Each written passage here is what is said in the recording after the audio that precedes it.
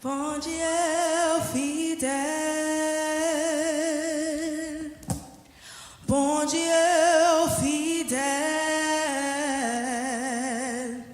ou lever mon lait et ou porter pardon, ou bam la vie, ou bam la vie, ou chercher de l'eau dans les yeux.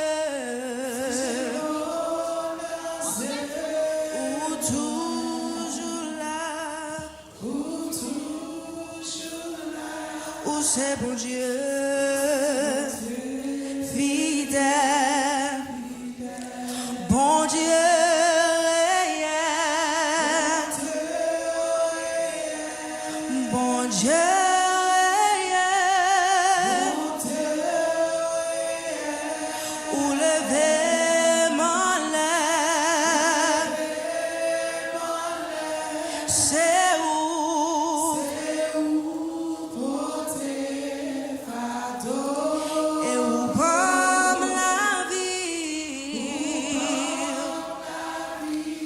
Sécher de l'eau dans les yeux, ou toujours là, où c'est bon Dieu,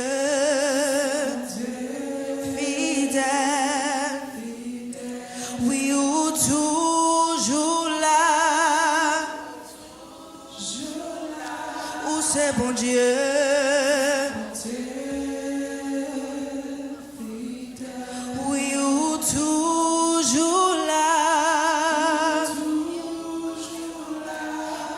Bon Dieu, fidèle, fidèle. All right, so now we're going to have Pastor Reggie come up for prayer. Thank you.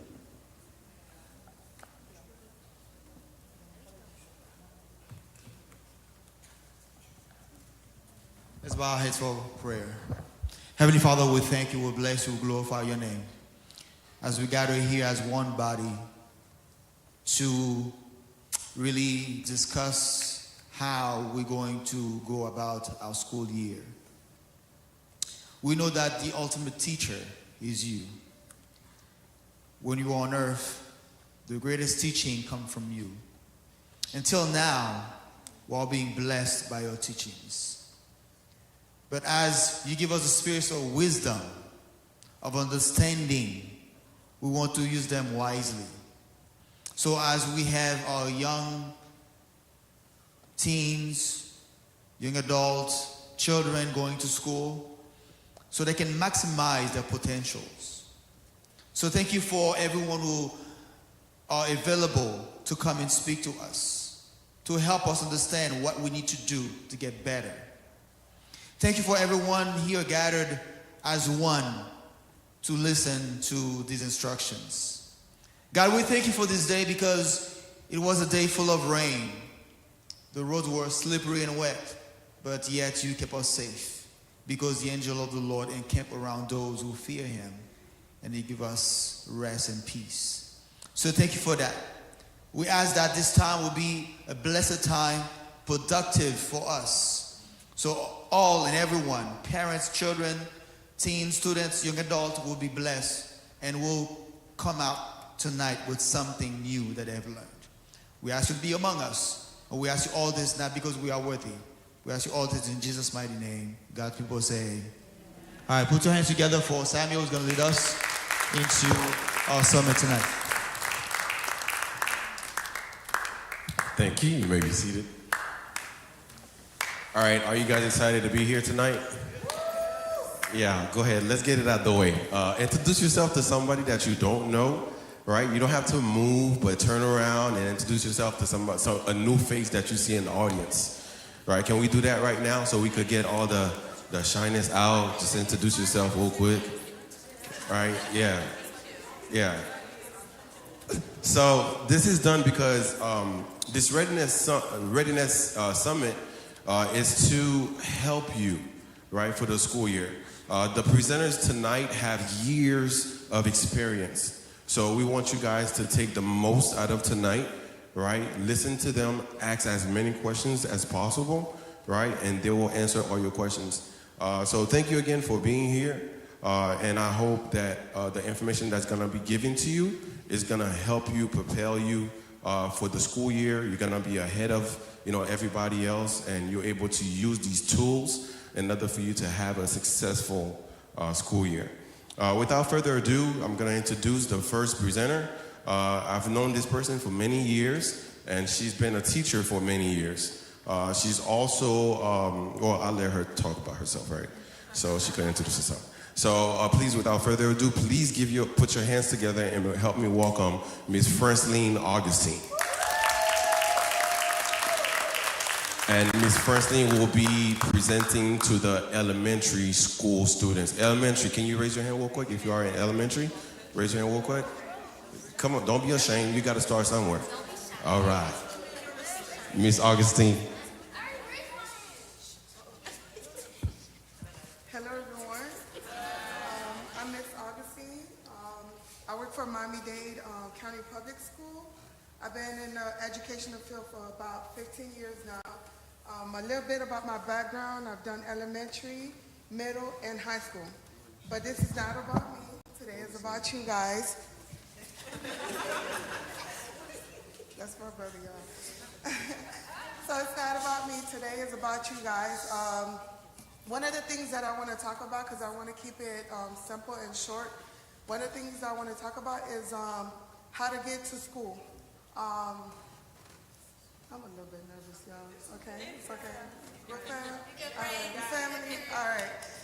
So it's important that you guys come ready to learn, especially in elementary school. One of the biggest ways you could do that is to arrive to school on time. Pour parents yo, li important pile pour chaque petit yo vin l'école à l'heure. Over here. What happened? The mic is not on? Okay. All right, got you. It's important to come to school, arrive to school on time. Why? When you guys are not arriving to school on time, you're missing on important things that's going on. You're a little bit lost. Like the teacher got to start all over again. How many of you guys have this experience where you come to school, you're a little bit late, you don't know what's going on? Have this ever happened to you? So imagine like it keep happening over the school year. So not only does it affect your academics, but it affects everybody else around, because then the teacher have to stop and start all over. And it's also extremely important that you at school, arrive to school, be present every day. If you are not in school, you cannot learn, right? So if you are absent, there's a whole bunch of things, especially in math. Reading, you might be able to catch up a little bit. Math, once you miss one day of math, she's like, woo! Look, my subject is not in math. It's like you confused. So it's important that you arrive to school on time and you're present, have your school supplies ready to go, especially my elementary people. Pour parents yo, qui gen ti moun ki nan elementary, prepare uniforme yo depuis jour si ou pa l'école lundi, depuis nan dimanche, get a préparer tout all the supplies, tout sa ti moun yo besoin, valise, tout affaire yo, make sure nou pare yo, pour yo ka ale l'école. And it's important too to have your supplies ready to go, your pencils, your pen, and your backpack ready to go. All the teachers that's going to that's going to come here, one of our biggest pet peeve is pencils. You guys could have your Jordans, y'all have your the Nikes, right? You have your expensive phones. Your phones probably cost more than us teachers over here. But then, miss, can I borrow a pencil? We're like, what? How you forgot that? So it's important to keep at least 2 pencils in your backpack each day. On the bagay too with the uniforms, you know every school have a uniform policy. Make sure you guys are toute l'école yo gen uniforme que yo choisi. Il est important pour ti moun yo vini avec uniforme yo. Parce que parfois get l'école qui buy your detention, so in elementary, so you have to have those uniform. The second slide is more for the parents. Gan pil nan nou men si tou Nan Haitien parents, nous t'a remis aider ti moun yo, nous mais nous pas connaît qui gens pour nous aider dans l'école. Premier bagage nous devons faire, depuis on a activité dans l'école là, like parents night or open house, l'important pour parents yo venir. Message yo aller dans barre ça nous connaît nous travail mais l'important pour nous font petit temps pour nous venir dans l'école là, qui message n'a passé. N'a montré ti moun yo l'école important. Là nous venir dans l'école nous montré l'école important. Qu'on finit tout même professeur, y a pas nous-mêmes nous soucier des petits moun yo, yo pas traiter petit tout n'importe gens parce que yo ouais on là ou venir dans l'école là. L'école pas ouvrir, nous connaissons l'école pas ouvrir jeudi si Dieu veut. Il est important pour communiquer ensemble avec le professeur, demander qui forme de communication yo t'a remis. Est-ce que c'était email, est-ce que c'est dans le téléphone, mais l'important en pile pour communiquer ensemble avec le professeur. Soit checker canet petit ou yo gon mauvais note. S'il vous plaît, pas jouer professeur. Pas jouer professeur. Chita, demandez professeur, you could ask for a parent conference. Demandez si vous avez une réunion ensemble avec le professeur. Puis yo même ka chita ensemble avec vous pour yo ka dire qui ça qui problème si vous avez des struggles with, puis vous pouvez aider. Il est important pour faire un partnership ensemble avec le professeur. Parce que pas qu'un professeur, comme si tu as venu dire, oh, bah, mais from figure, so, vous connaissez peut-être bah, mais from figure, ou pas passer. I don't know if there's teachers like that. Might be, right? They say they are? Okay. So, majority of the teachers are not like that, right? Somebody said a few of them are like that, okay. Majority of the teachers are not like that, so it's important to form a good communication with them. Get PTA, PTSA. Any of the parents ever heard of a PTA? No? PTA? It's good to get involved. Like I said, when you are involved in a PTA or volunteering at the school, I'm telling you, si moun yo suivre, sou pa moutwe yo ke l'école important, yo met tout, yo pa prend l'école, yo pa gade l'école, yo pa pou gen ken importance de l'école. Yo important tout pour nous connaître the rights, qui ça nous doit faire, soit pas doit faire. Am I saying the rights in Creole? Saying the rights? Okay, I'm saying the right. Okay. So, with homework, this part you guys are not going to like, but I'm going to tell the parents. Combien de fois si moun yo vini yo do, combien de fois nous gen petit qui dit yo pas jamais gen devoir. They never have homework. Y'all know y'all be having homework.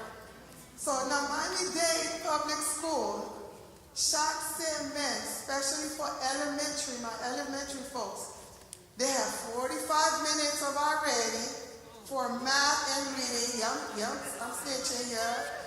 They have 45 minutes of our reading. Each week they have to do. So if you have a child, so go to one kid, if I get there, tell them to go do it there already. Let me see those minutes. Because they have it. It's a required thing they have to do every week.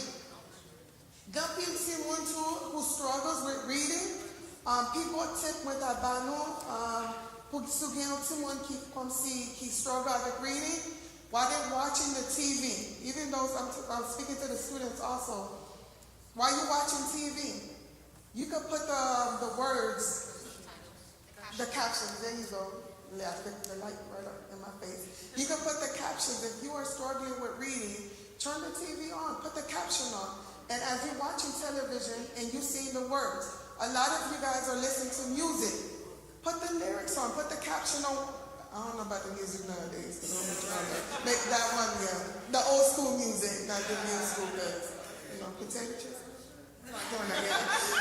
So any questions? I hope I wasn't rushing through it, but any questions, either from the parents or the students, from the elementary side? Go ahead. No questions?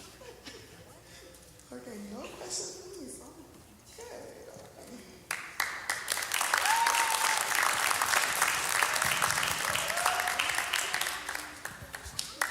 Nah, you guys could do better than that. Do you know how much it takes to come up here and speak to people? It's a lot. So we're gonna applaud coming in, we're gonna applaud going out. Thank you very much. See, you guys are great students. All right, next up, my middle school students, can you please give me a hand raise? Middle school. All right, so we got a couple of middle schoolers. All right, so this person again, longtime friend, extraordinary person. I've never experienced her as a teacher, but I've heard great things about her. Again, I'll let her introduce herself and give you a little background story of who she is and how long she's been teaching. Please help me welcome our middle school presenter, Miss Caroline Paul Alexander.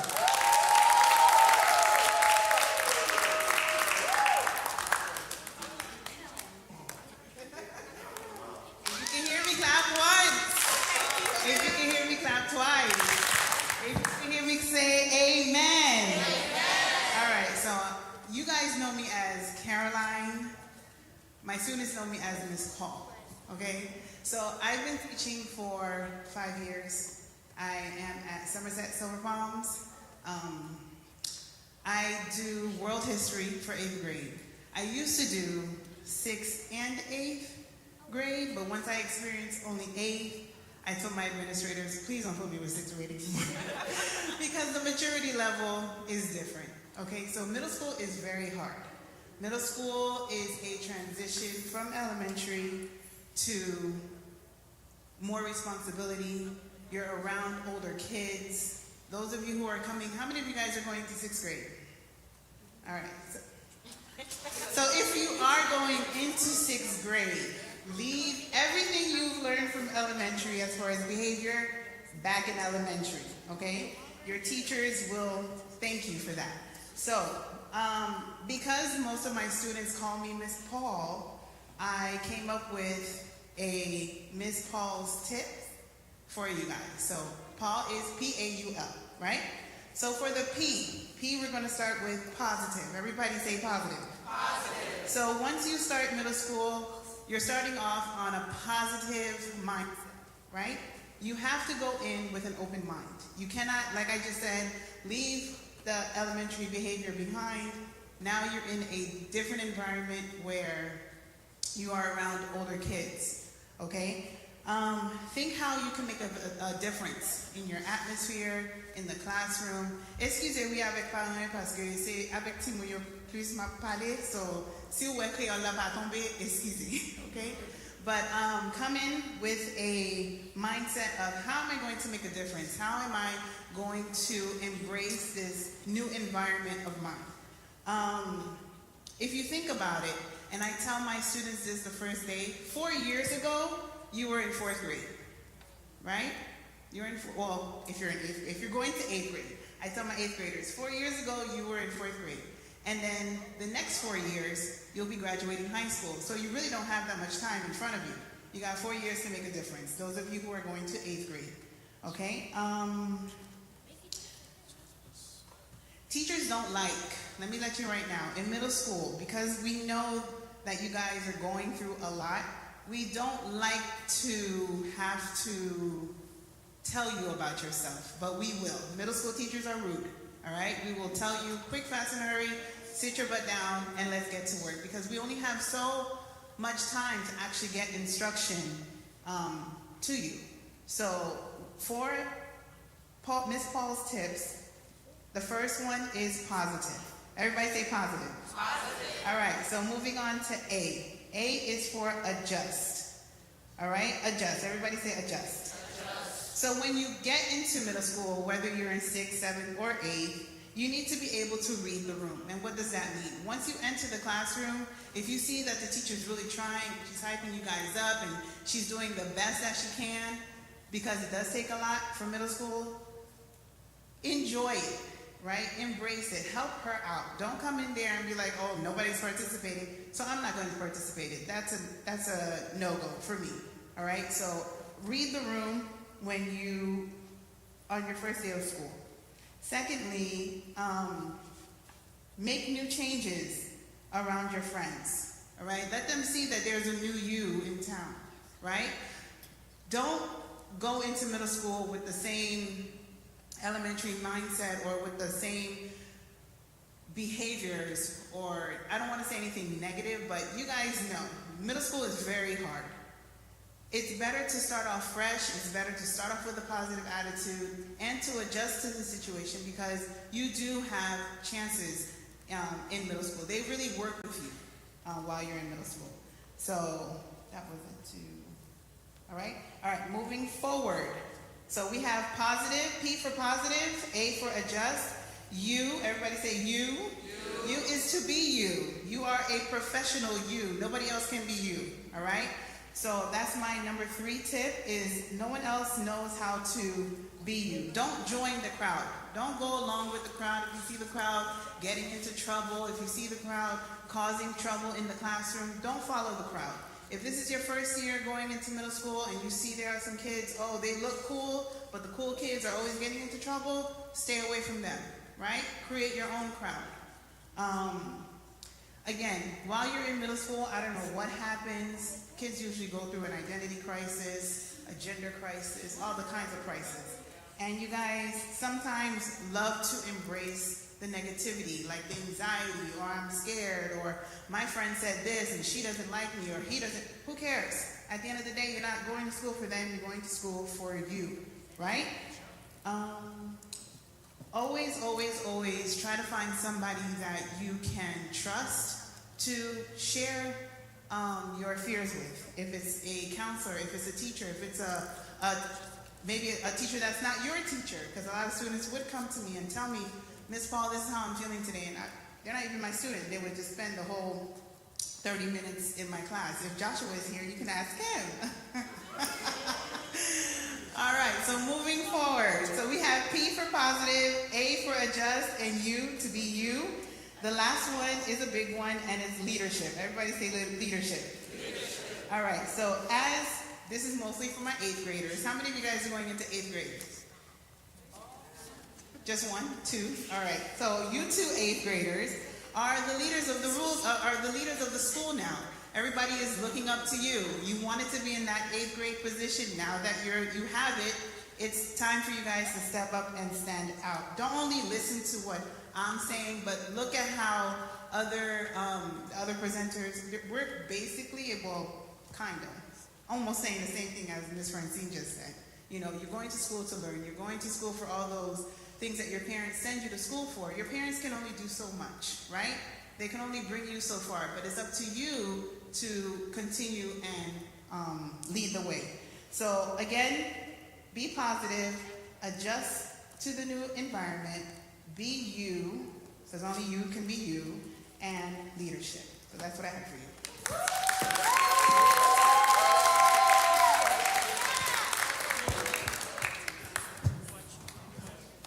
Oh, sorry. Y'all don't have questions, do you? You have questions? Questions? No? Y'all shy? Y'all not shy. Y'all just don't want to talk. I don't have questions. No questions? No? Someone take on questions? All right, good.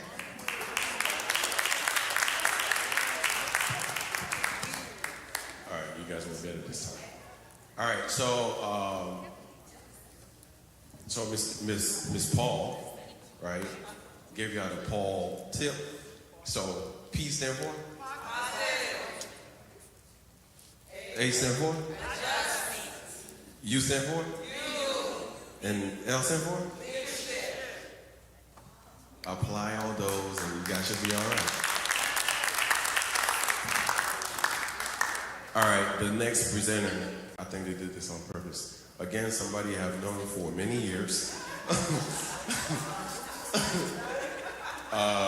She is an awesome person. I've heard a lot of good things, you know, about her, where she teaches at Homestead Senior. I'll let her introduce herself and tell you guys a little bit about herself. I'm repeating myself, right? So, okay, there it is. So please, without further ado, please put your, well, how many people is going to high school? It should be like half of the room. High school? Okay, cool. Yeah, get ready. So please help me welcome Sister Beverly Alfred Victor.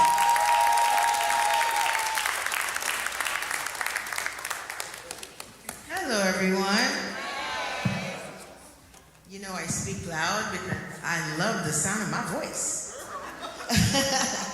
All right, a little bit about myself. If you don't know me, my name is Beverly Alfred Victor. I'm going into my 19th year teaching science. Some people here were my students, like Miss Dr. Ferdinand here, who just got her doctorate. She was my student in the 6th or 7th grade. That just shows you my age, right? But I'm still young. I'm still young. That's right. All right, so I'm going to piggyback off of what Caroline said, and I'll make you repeat something that I repeat every day. Say, everything that is good is for me. Everything that is good is for me. Because by the time you get to high school, a lot of you guys will have either high self-esteem or you'll have a low self-esteem. So when you repeat affirmations every day, they help you with your self-esteem, okay? So I just want you to know that. So I teach at Homestead Senior High School. I teach 9th Bronco Nation, that's right. You don't know, I graduated 25 years ago from Homestead Senior High School. All right, so it's really cool to walk into the building where I went to high school and I'm teaching there. And I do have people that I graduated with that are also teachers there.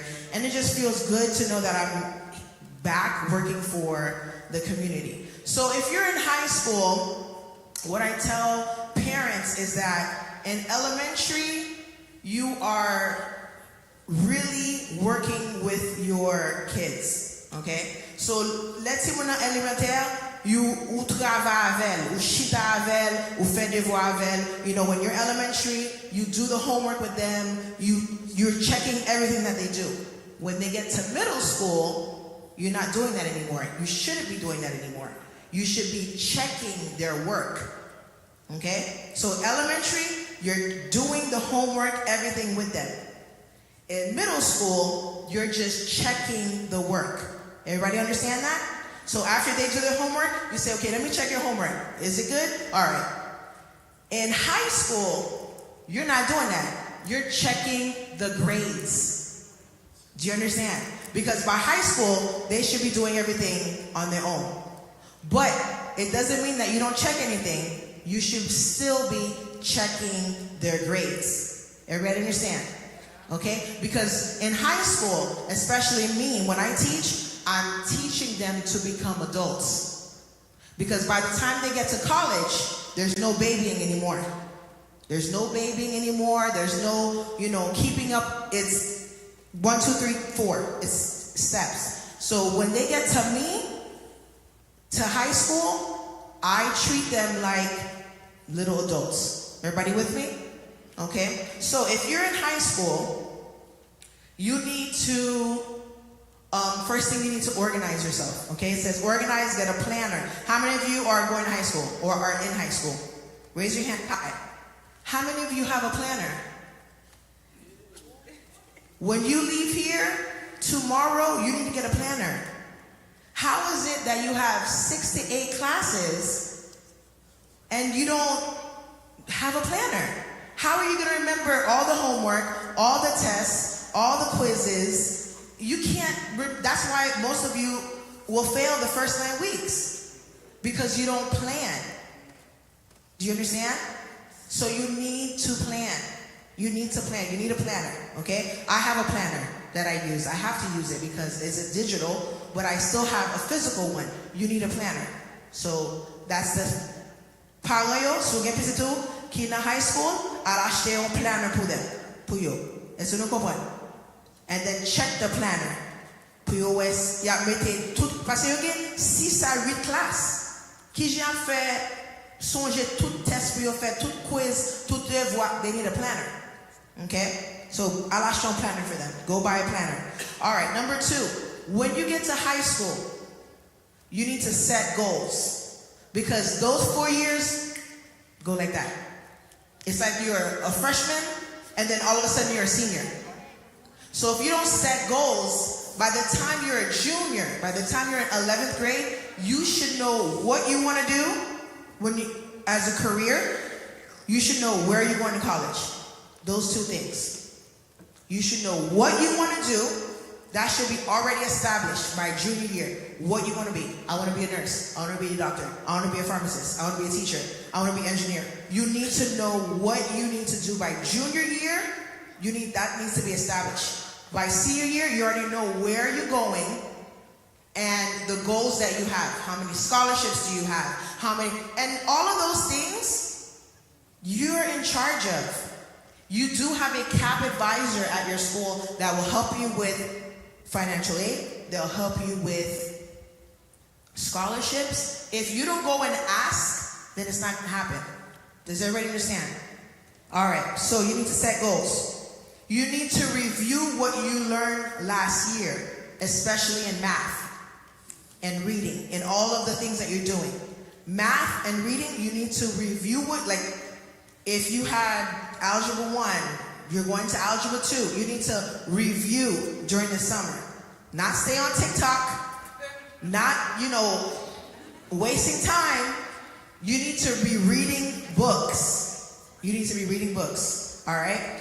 Number 4, you need to gather your supplies. There is nothing that I hate when a kid comes in my class. Miss Alfred, can I borrow a pencil?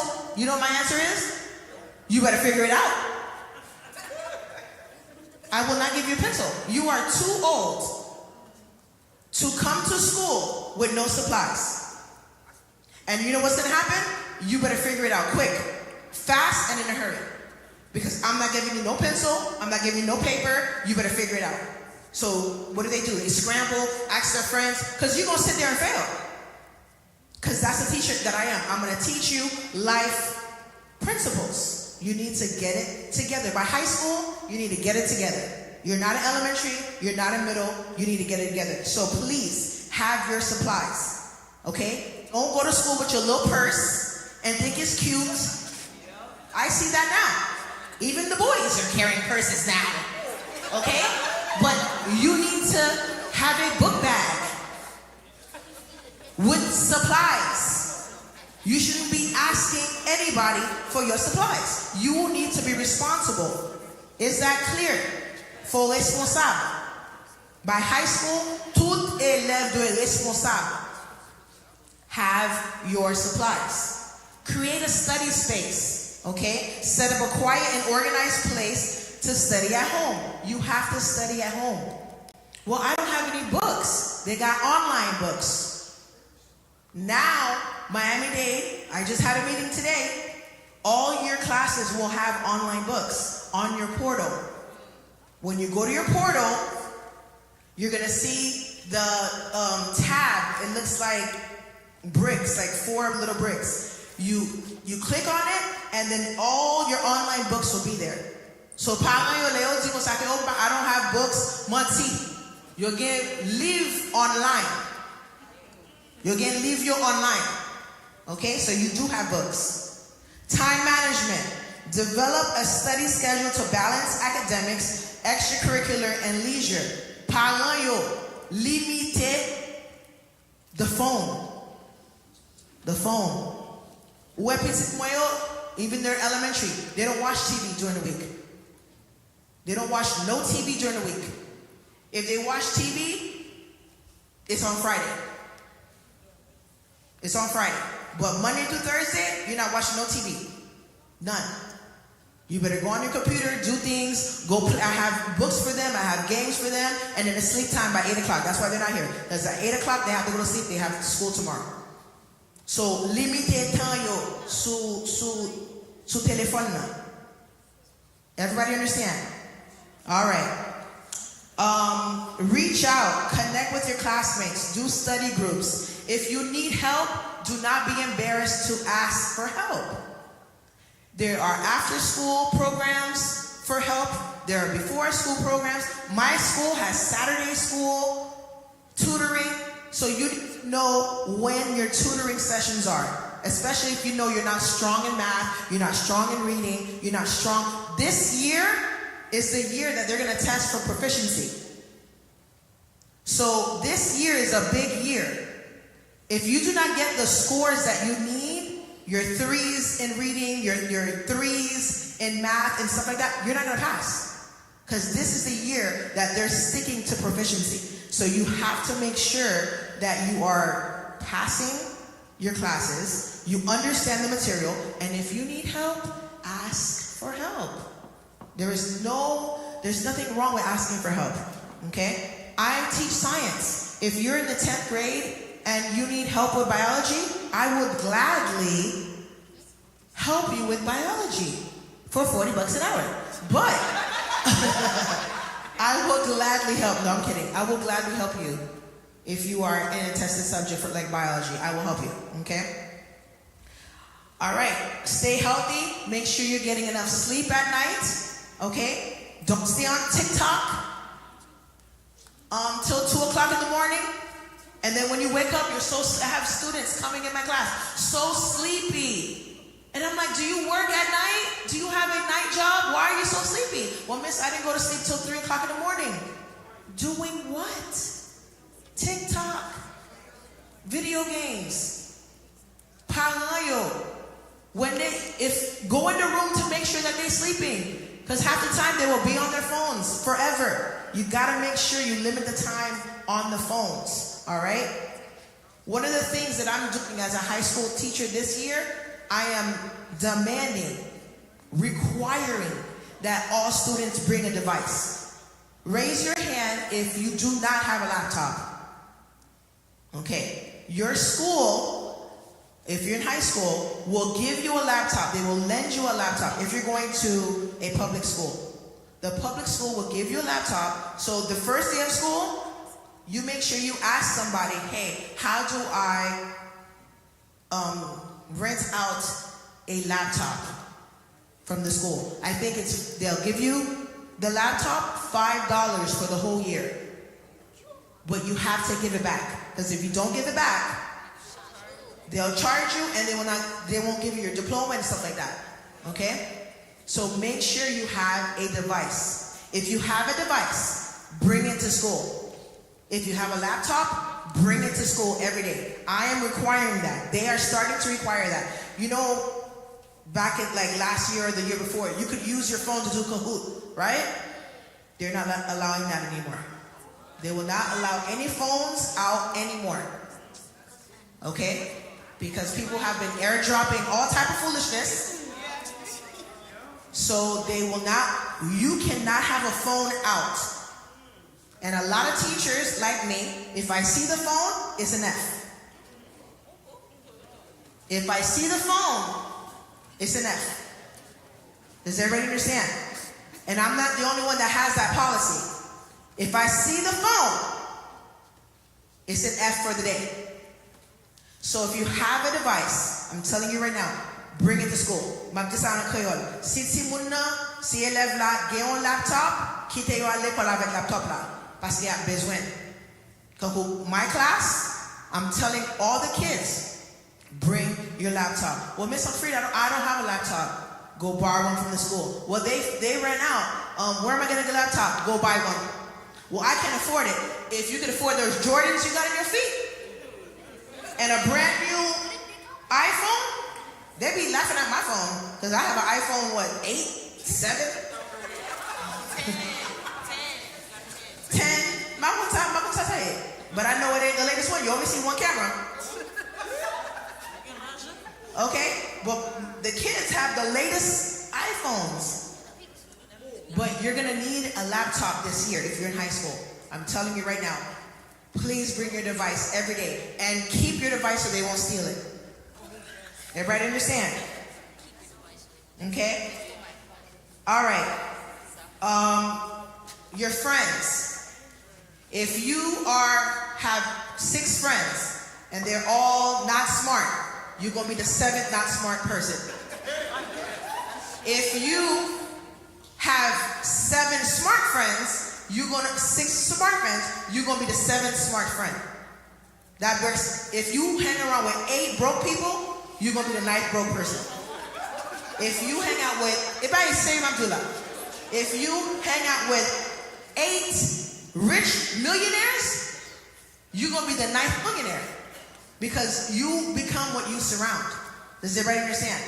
So if you have friends that are failing in school, and don't care about their work, those people should not be your friends.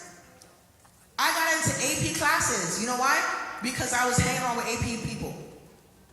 I didn't even know what AP was. I was just hanging out with them, and then I was like, oh, what class is this? And then I signed up for AP because I was hanging around with people with AP classes. So make sure you know your surroundings, okay? Parents, always check their grades in high school. Get on the portal. If you don't know how to use the portal, I will show you how to use the portal. So pa kon ki jan pou ale nan portal la pou checke grades ti moun yo, ma montre ki jan pou fè. Because you have to be on top of their grades. Se pa le ane a fini pou di, oh, a pa pa passe class la. That's your fault too. Because you should be checking their grades all the time. Est-ce que nous comprenons? Like the 5th week, every 5th week, you'll buy progress report. So will this count as a first week, Francine? Or next week? They might start next week as the first week. So après 5 semaines, you'll buy chaque élève yon progress report. Pour ka wè kote ti moun aye. Pa Monday, you'll put the progress report that they're gonna tell you, I don't have no progress report. It's how you do. Ou même ou an portal la, you go to the portal and you check it yourself. Okay? Ça c'est nous dans 2023 là, pas vinn dim konsa ke wè bakon ki jen pou email, bakon ki jen pou bagay, gon l'école qui est de Victech. K'ap gaspiller là, sou bezo kon ki jen pou email, ki jen pou fè bagay sa yo, fouè Victor a aidé ou. Est-ce que nous comprenons? All right.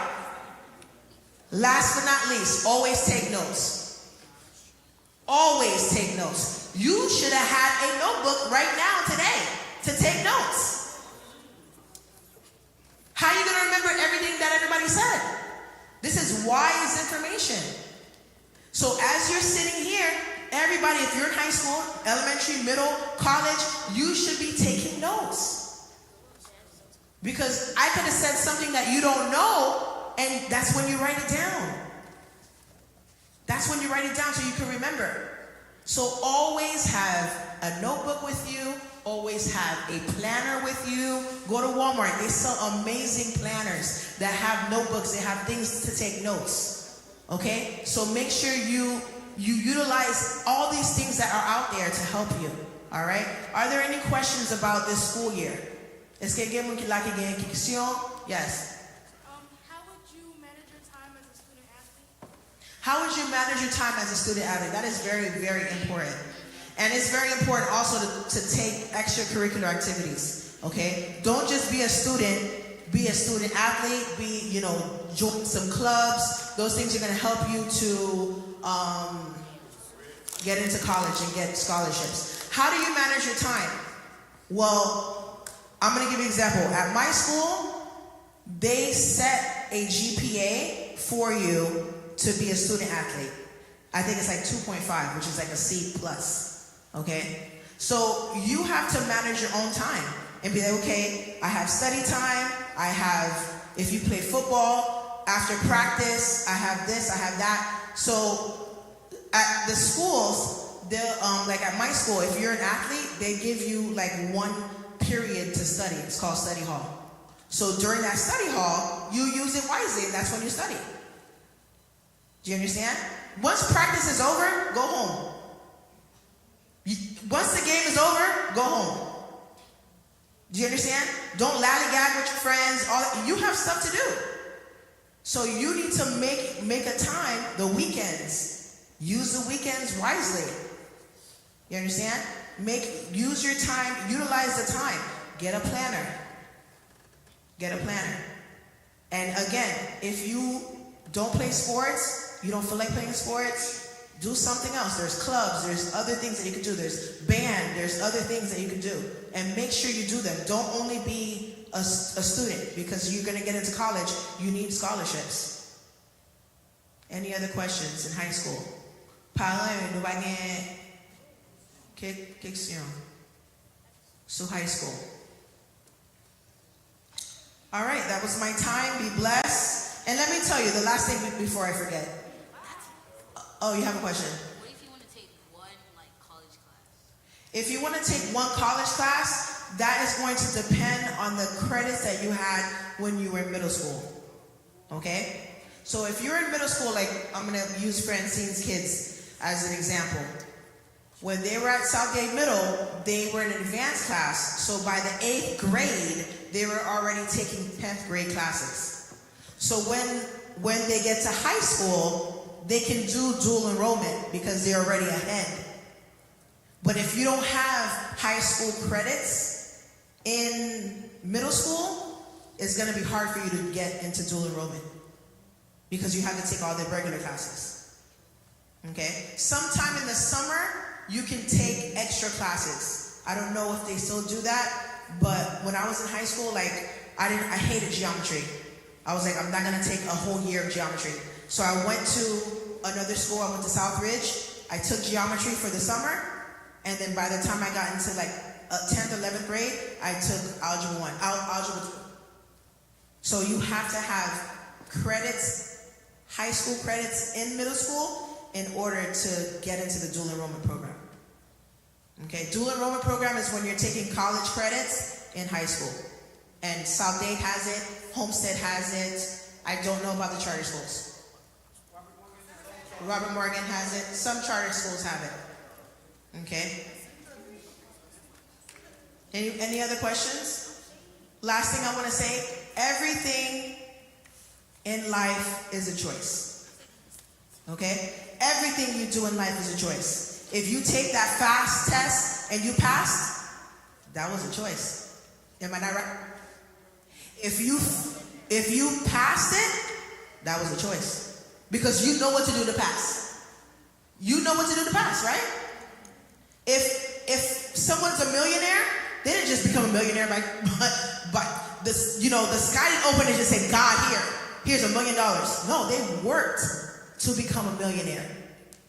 Those people that you see in the streets, out in homeless, drugs, that's a choice, guys. You have to understand that. Don't think that, oh, look at them. They're all strung out on drugs and crack. That's a choice. They chose to do drugs. You chose to be a doctor. I chose to be a teacher. Everybody understand? He chose to be a pastor. Everything you do in life is a choice. So when you're in high school and you fail that test, that's a choice. You chose to fail. If you pass that test, you chose to pass. All right? Have a great night, guys.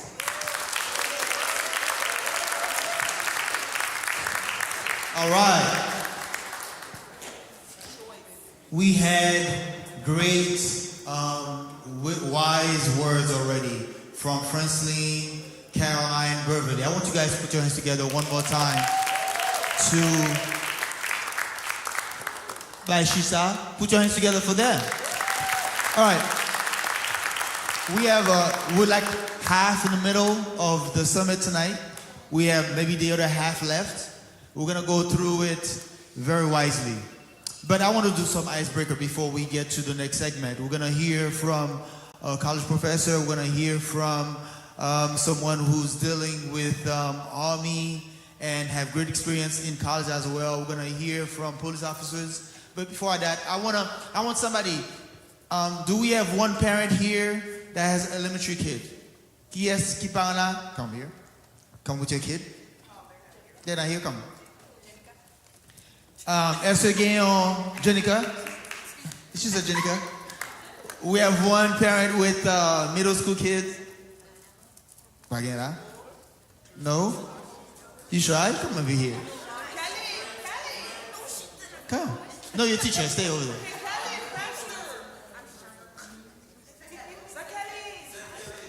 She will come, sorry. Come on, come. Come on. High school.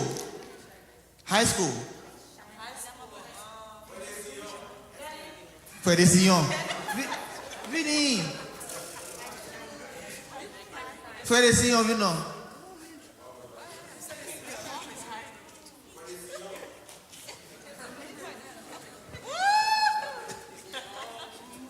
I have one parent that has a kid in college.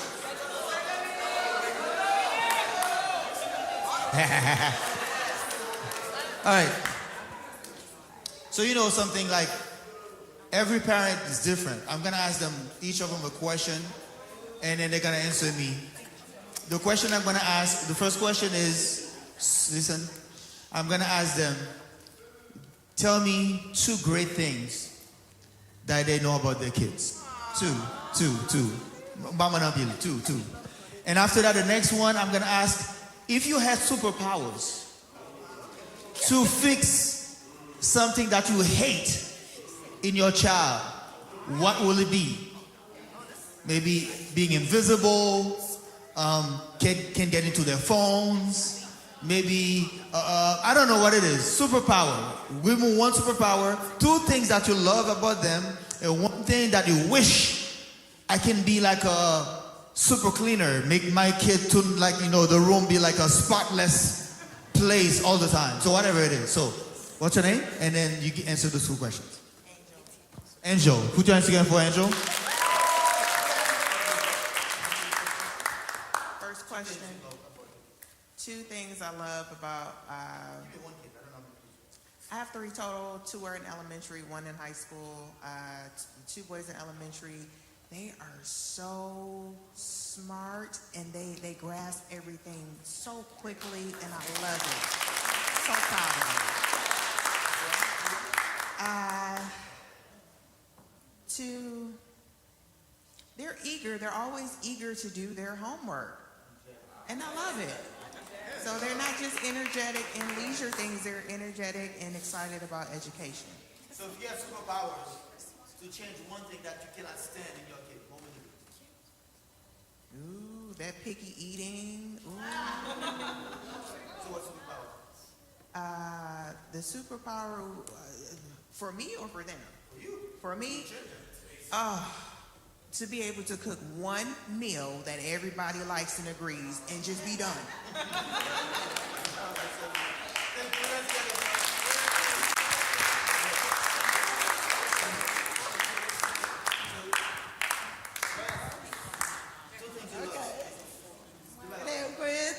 Get someone nice school, and I be the top in a 7th grade middle school. 2 things I like, when they come back to school, I don't have to tell them to do their homework. They went in good grades for me. So good grades.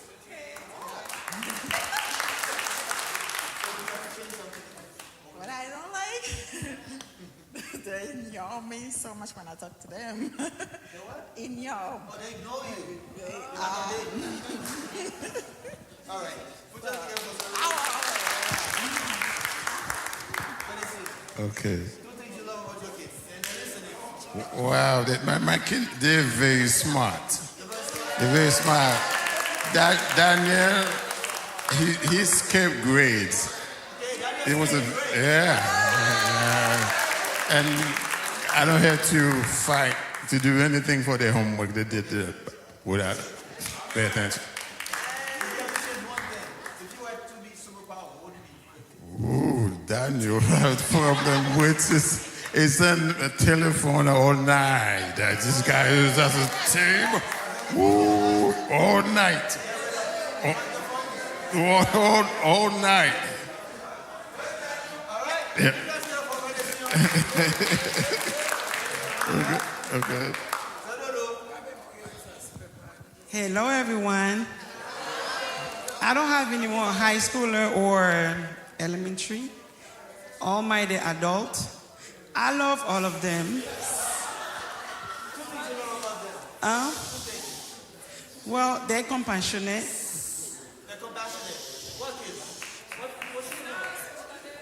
They're compassionate, like I'm saying towards me. Okay, if I have the superpower to help me really keep the house clean, because they really know how to clean, but they don't want to do it. But then when they do it, if they do that for me every day, at least not even every day, like twice a week, I'll feel like I'm a super mom.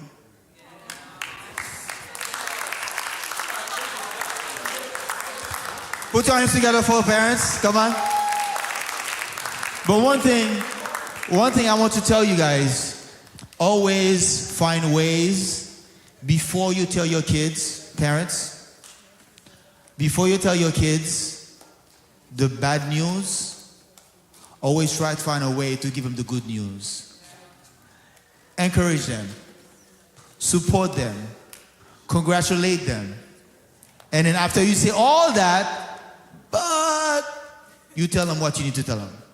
Because a lot of times, when you tell your children only bad stuff all the time, they have low self-esteem. They don't know they're good at anything. They don't know that they're beautiful. They don't know what they can do or what cannot do. So always try to say, hey, good job, good things, yeah, man, I knew you could do it. And after that, if I would have done it myself, I would have done that or this. Stop this. But always try to give them the positive first. So one more time, put your hands together for the parents. So now, we're going toward the second half. In the second half, the first person we're going to hear is Dr. Emmeline Schultz. Someone we consider as a friend right now because we had met a couple years ago. And first time we worked on the event for the Haiti concert. She was the brain into putting things together. And after that, she invited me to go to the Thanksgiving luncheon banquet that we have in Miami every year. The Schultz Foundation has in Miami. So she's a great person. She's a college professor. She's a great administrator.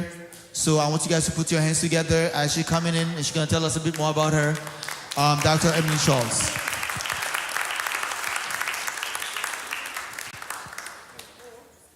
Thank you. Bonsoir tout le monde. How are we doing tonight? Are we happy to be here? My name is Dr. Emmeline Alexis Schultz. Most people call me cousin because I've been in the community for such a long time and helping to the best of my abilities. And as a Christian, I think to whom is given, a lot is required, right?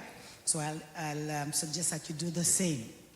I've been here too long, maybe before most of you were born. I started at Miami-Dade Community College. I graduated from Miami-Dade and continued on to FIU. I had my undergrad, grad at FIU, and I had my doctorate at the Chicago School in Chicago. And now I teach at FIU. And as many of my predecessors said, they are very humble and proud to teach at the alma mater, and so am I. I also work in government. I'm a public administrator. I work as a special project administrator for Miami-Dade County in charge of a $35 million budget and 125 projects. And what I love the most is to teach. And this evening I'm going to talk to you about my experience and what I would humbly suggest that you do if you're going to attend college. How many of you will attend college or already in college? Awesome, how many? Wow, awesome, beautiful. I've been asked to talk about how can you excel in college. I'm sure some of you have a pretty good idea of what to do and how to do it. I'm going to humbly suggest a few things to you with the hope that you'll take note or mental notes to understand where we're coming from and what do we professors expect from you. Before I start, why do you go to college? Why do we go to college? Can you? At least one or two? Why are you going to college? Those of you who will be going to college. Why? You don't know? To have a career, correct. And what else? To what? To pursue a degree. That's awesome. And I didn't hear anybody going to college so that they can make money. Is that part of it too? Okay, I understand. You're going to gain knowledge, correct. You're going to garner some skills, correct. You're going to get experience, right? In order to get some serious jobs. Indeed? Okay. And you're going to broaden your spectrum, right? You're going to be able to keep a job and choose a career and remain in a job. Because some of you, if you do not have, that doesn't mean that you're not going to succeed if you do not have a college degree, but we'll encourage you to do so that you can continue on a career path. You can command your life. You can choose and pick and choose your career, correct? And I would add to that, college is a chance to redefine yourself and lay the foundation for the rest of your life. Correct? Redefining yourself. Why? Because some of the professors earlier said to do this, to do that, understand who you are, study, stay in school, hang out with the right crowd. You don't even know who you are or trying to know who you are. Listen to your parents. All of wonderful ideas and suggestions that you've heard today. But when you go to college, you're going to have a chance to redefine yourself. Who are you? What do you want to do? Who you want to associate with? What you'd like to study. Correct? And on top of the fact that you're going to go to college to garner some knowledge, to just sharpen your skills, make some money. Correct? There's nothing wrong with that. Right? Okay, you know your parents sometimes can tell you, well, cost of living increase, you'd like this Nike shoes, you cannot have it because you have 2 other sisters, you need to make sure that you have something in between.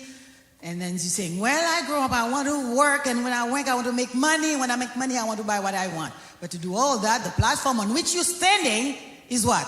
Knowledge, and to have it, experience, of course, you go to college, you graduate, correct? Okay. Now, that brings me to my subject this evening. How do you excel when you go to college? What do you do?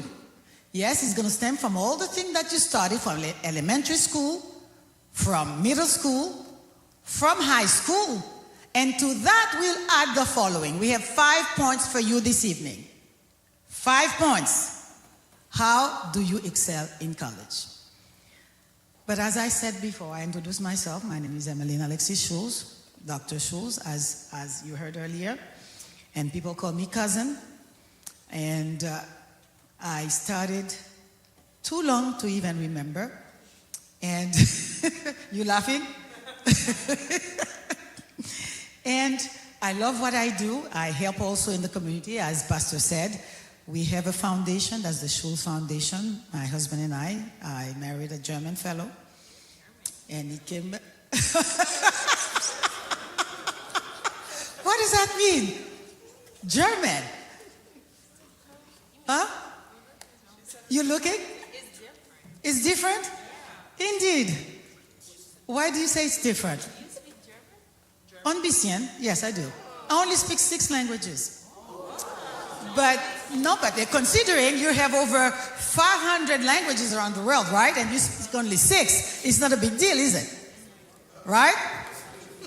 Okay, yes, my husband is German. He moved here. We've been married 15 years.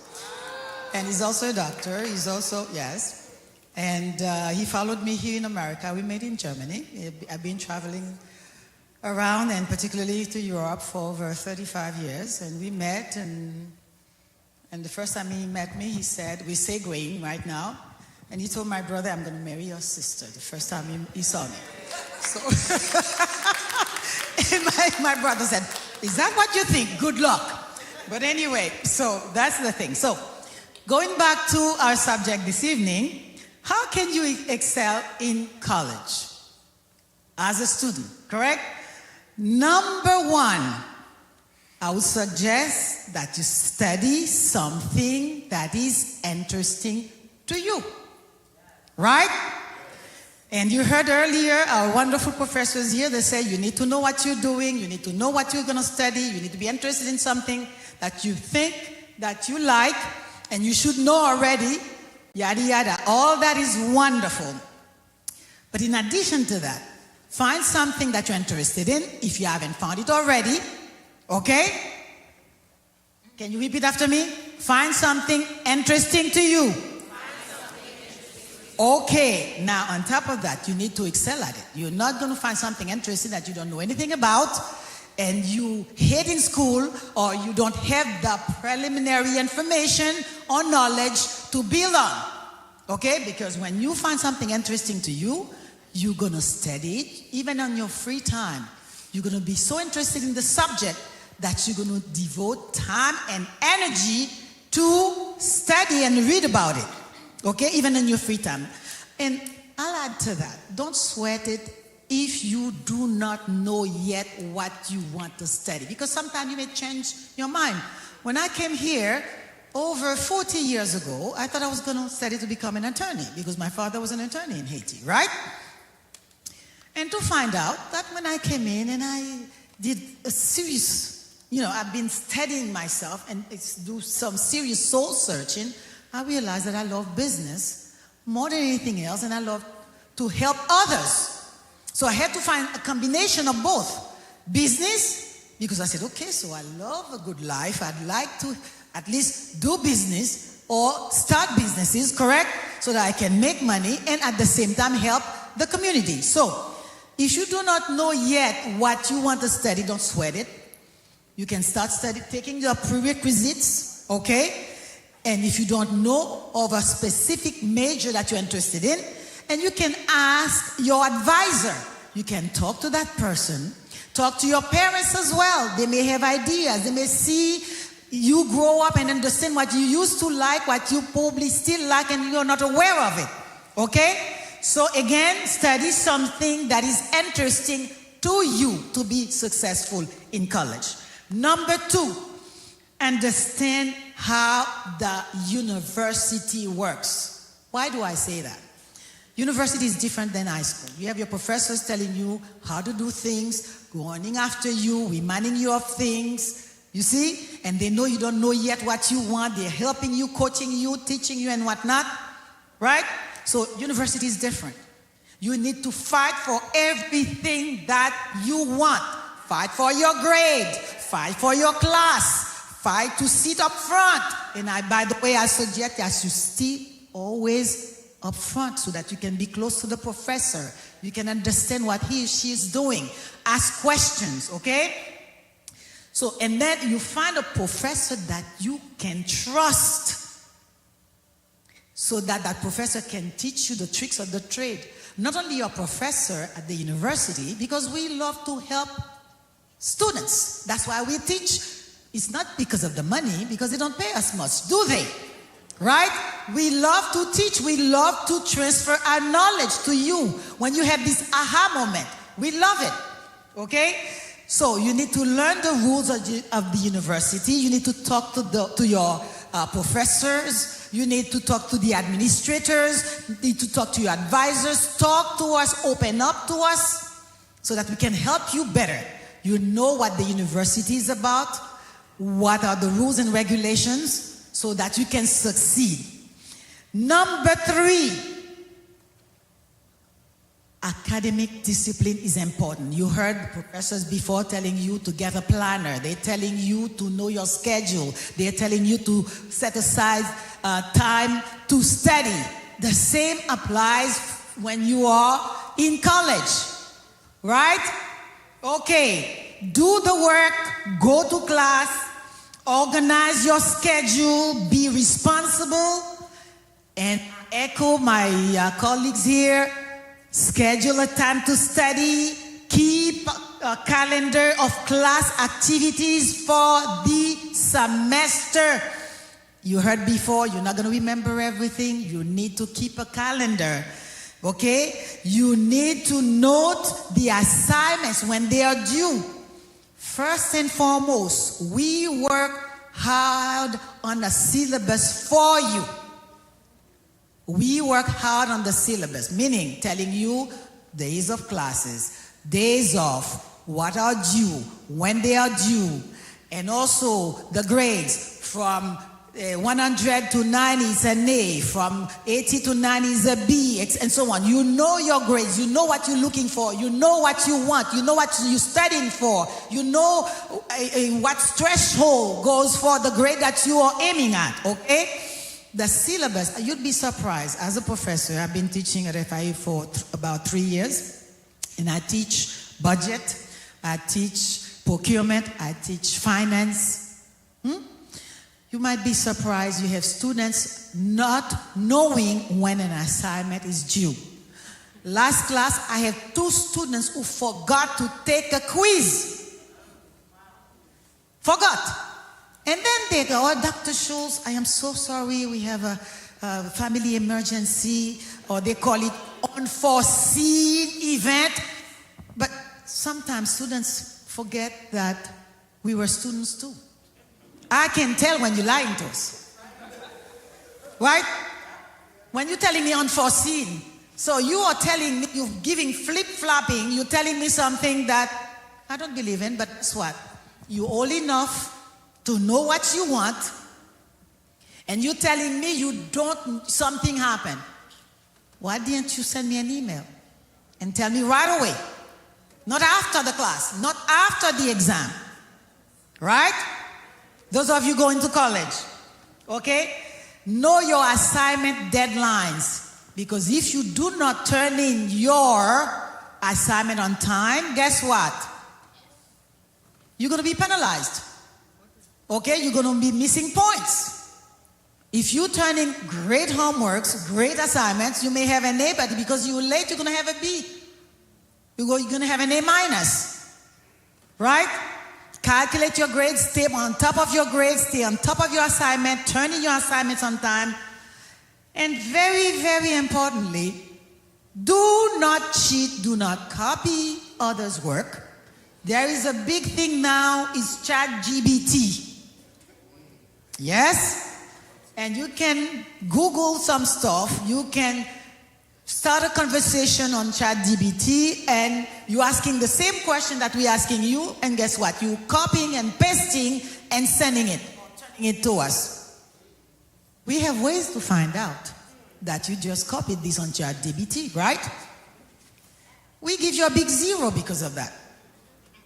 And those of you, not only you doing, because I also teach mostly master's and doctoral level, but guess what? We called you, show you where you took it from, and give you a 0. You know what? Because we love you. Because we did not, we'll pretend that we didn't see it, and then we try to deal with it. But no, I want to make sure that you're learning, because we're teaching because we love to teach, and we love to transfer the knowledge. Do you understand? And if I'm teaching at my alma mater, why would I give you ICF? Are you here? Please stand up.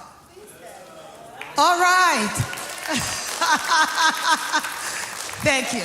Yes. You see, I don't want to give you grades just because. I want to make sure that when you graduate, you can stand tall and say, I am XYZ. I graduated XYZ. Otherwise, when you go to work, you say, where did you graduate from? FIU. And the school is going down the drain. I graduated from there, undergrad and grad. Why would I not continue the level of excellence that I enjoyed when I was studying? Okay? So, if the class is too difficult to handle, that's why you're probably copying others' work. That's why you are going for ChatGPT or whatever else that they're coming up with. You can ask for help. That's why we're in for. Every time I have a conversation with my students, I tell them, at your service, ask me. I'm here to help you. I'm here to help you succeed. And I mean it. You're not bothering me if you're asking questions. Please do ask questions when you're in doubt, you don't understand, you're having difficulties, okay? And you can ask your professors for a meeting via Zoom or face-to-face, or go make sure that you know that professor's office hours, know that professor's office number. That's what we get paid for, and that's what we love to do. Transfer the knowledge. You're not bothering us, okay? Now, also, professors are more than happy to help you during office hours. You can also form study groups to help you understand the class material. Now, again, take deadlines seriously. We professors assign group work and assignments, and we set deadlines for submissions early into the semester. Check your, again, syllabus. I'm repeating it again. Check your syllabus frequently so that you're not going to forget when the homework is due. You're going to know how many pages. We have also modules. When we are designing the courses, go and read what's in the modules and answer the questions, discuss with students, form student groups so that you can discuss the material, so make sure that you understand it. Now, number 4. Surround yourself with good company. You see, you have the professor earlier told you when you are in high school to do the same. It doesn't change when you are in college. Okay? You need to surround yourself with good company to succeed in college. Associate not only with your classmates, but also, as I mentioned before, with faculty, with professors, with advisors, counselors, school administrators, or people in line with your career. Now, when you are making friends, you know professors. Sometimes if there's an internship somewhere, they can recommend you or they can let you know about it, okay? Now, if you have study groups, those same students that you meet in college, they may be your boss later, or you may be their boss later, or they may know of a job. They say, I remember this lady. I remember she used to study. She's very smart, but even if she's not so smart, but she was very conscientious. She was on top of things. So I would ask her if she wants to join the company. You might be surprised that you are being interviewed in the panel. You went to school with those people, right? Do I make sense? Okay. So, number 5, get involved in university activities. Okay? Join academic clubs, meaning sororities, fraternities. That's what I'm talking about. You need to choose your friends, choose your group, choose people that are interested in school. Okay? Cultivate friends with the same academic interests. And create memories and friendships for the things that I said before. You may have a job, you may know friends, you may have references and whatnot for a position that you're looking for and whatnot, okay? Also, take or create times to socialize, meet people and have fun. Not too much. Be careful now, okay? Because you need to relax to grasp what you are learning. Because if you are too intense, you may see something, you're reading it, you read, but you are getting lost because you're tired. You need to sleep. Manage your time. Okay? But last but not least, and listen carefully to this. Because to a certain degree, whether you're in elementary, middle school, or high school, we're all telling you, stay put, steady, apply yourself, hang with the right crowd, have a planner, or read your syllabus, contact your professor, ask for help. It's the same, right? But one thing that I am telling you, and listen carefully. Don't compare yourself with other students. Do not compare yourself with other students, and listen carefully. Sometimes you will, or if you have not already, you'll feel like you do not belong on campus. Right? You feel socially incompatible with low-income parents or people that you probably are the first generation going to college. You may feel that you don't belong because you have either a complex or an inferiority complex. You see people from different nationalities, different means, different financial situations, correct? You may feel uncomfortable. You may be frustrated. You may be more frustrated with your peers, because I have one student. She was in college with me, and she was from the north, let's say New York, and she wanted to come to study in Miami with FIU, as I mentioned earlier. And moving from one class to the next, because in high school, I guess you stay in one class, because I didn't go to high school here, I came straight to college. And she forgot her sweater somewhere, and she couldn't remember. And she's asking her friends, have you seen my sweater? I lost my sweater. And one of the students said, Oh, don't worry about it. You can buy another one. In her mind, she's saying, well, my parents paid so much money for this, and we don't have a lot of money.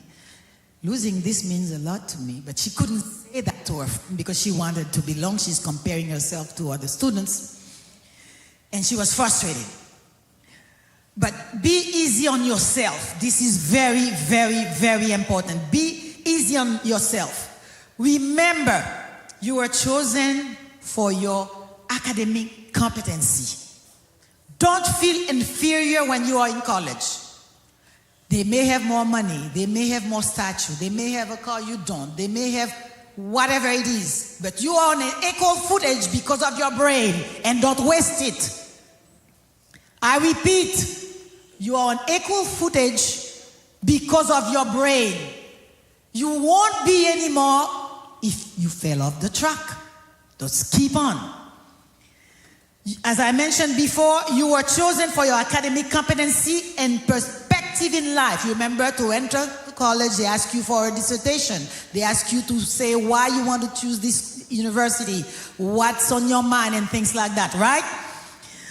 And you are chosen for what you have to offer to the school, your classmates, and your professors.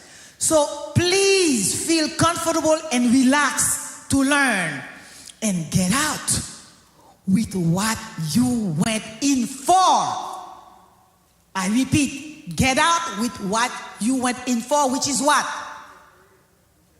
What did you go to school for? For your diploma, right? For your degree. So you relax, feel comfortable to learn and get out with what you went in for, which is your degree. If necessary, you may start a part-time job, but make sure you're not going to give more priority to money, but priority is to go to your school. If you want to finance your time in college, by all means do so. You may have that conversation with your parents, okay? So that you can help with some tuition money, some books and whatnot, but your number one priority should be what? To stay in school and to study. Don't compromise your grades, though. Cover the class material. Do not take shortcuts, and you'll be successful, not only in college, but in life. Mais pour parents, m'a dit nous compliment parce que ça fait déjà un pile année que nous avons supporté Timonio et qu'on yo pralé dans collège, nous fiers, nous dans high school, nous gradué, qu'on nous dit que Timonio prend dans collège, mais cependant, il y a un petit gens grand monde, surtout si aller à l'extérieur du pays, yo retourner pour y aller dans l'université ou bien ici. De bagaille que pas pral gain contrôle sur yo encore. Nous espérer que tu fait travail que bon Dieu te mette dans cœur pour faire, parce que nous chrétiens, pas vrai, nous connaissons que nous prions, nous mettons bon Dieu devant et que bon Dieu pas jamais commencer pour pas fini. Et puis maintenant la continuer éclairer Timonio et nous-mêmes nous pas continuer considérer Timonio comme Timoun bien que la caille nous pour nous connaître que nous avons rentré, sorti, etc.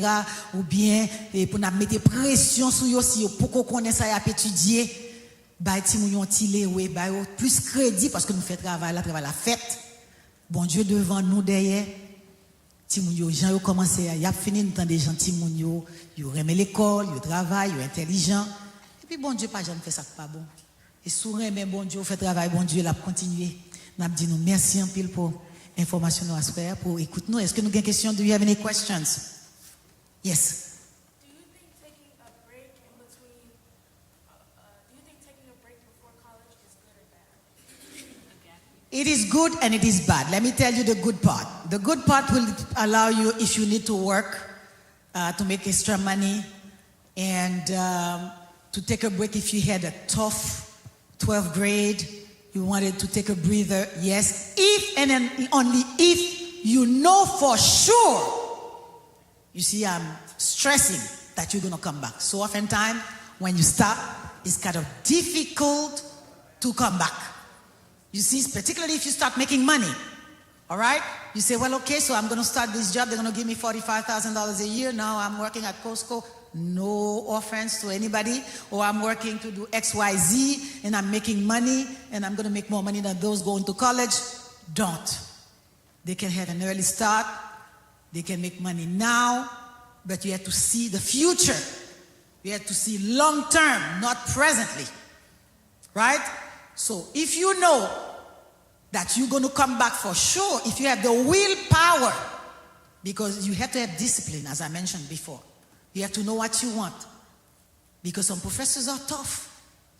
Some professors, I remember when I was at the FIU doing my master's, and I used to go to school also on weekends, Saturday morning, when you come to class and the professor tells you, let me tell you first of all what you are missing today. There is a game at whatever time. There is this, telling you all the good things happening in town, and you are in college and you're studying, you're there from 8 o'clock until 3 o'clock in the afternoon. So if you don't have a willpower, you'll say, forget that. So I'm going to work and find. But then again, you're going to grow up, you're going to work, you're going to have children, you're going to be responsible for youngsters. So if you don't have a good, solid background, the experience, the skill necessary to find a decent job, make money, take care of your family, I don't know. Right? I answer two ways. If you're not sure, or you feel like, sometimes you feel like, sometimes you don't, stay. Keep at it. But if you know that you have your plan, you're going to take a break for maybe one term. Let's say most students will start this term. You say, well, I'll start in January. But you want to make sure that you register. You see your advisor. You have a date to report to school. Another question? Did I answer your question? Feel comfortable? Thank you for your question. Anybody else? Pas une question? Thank you so much.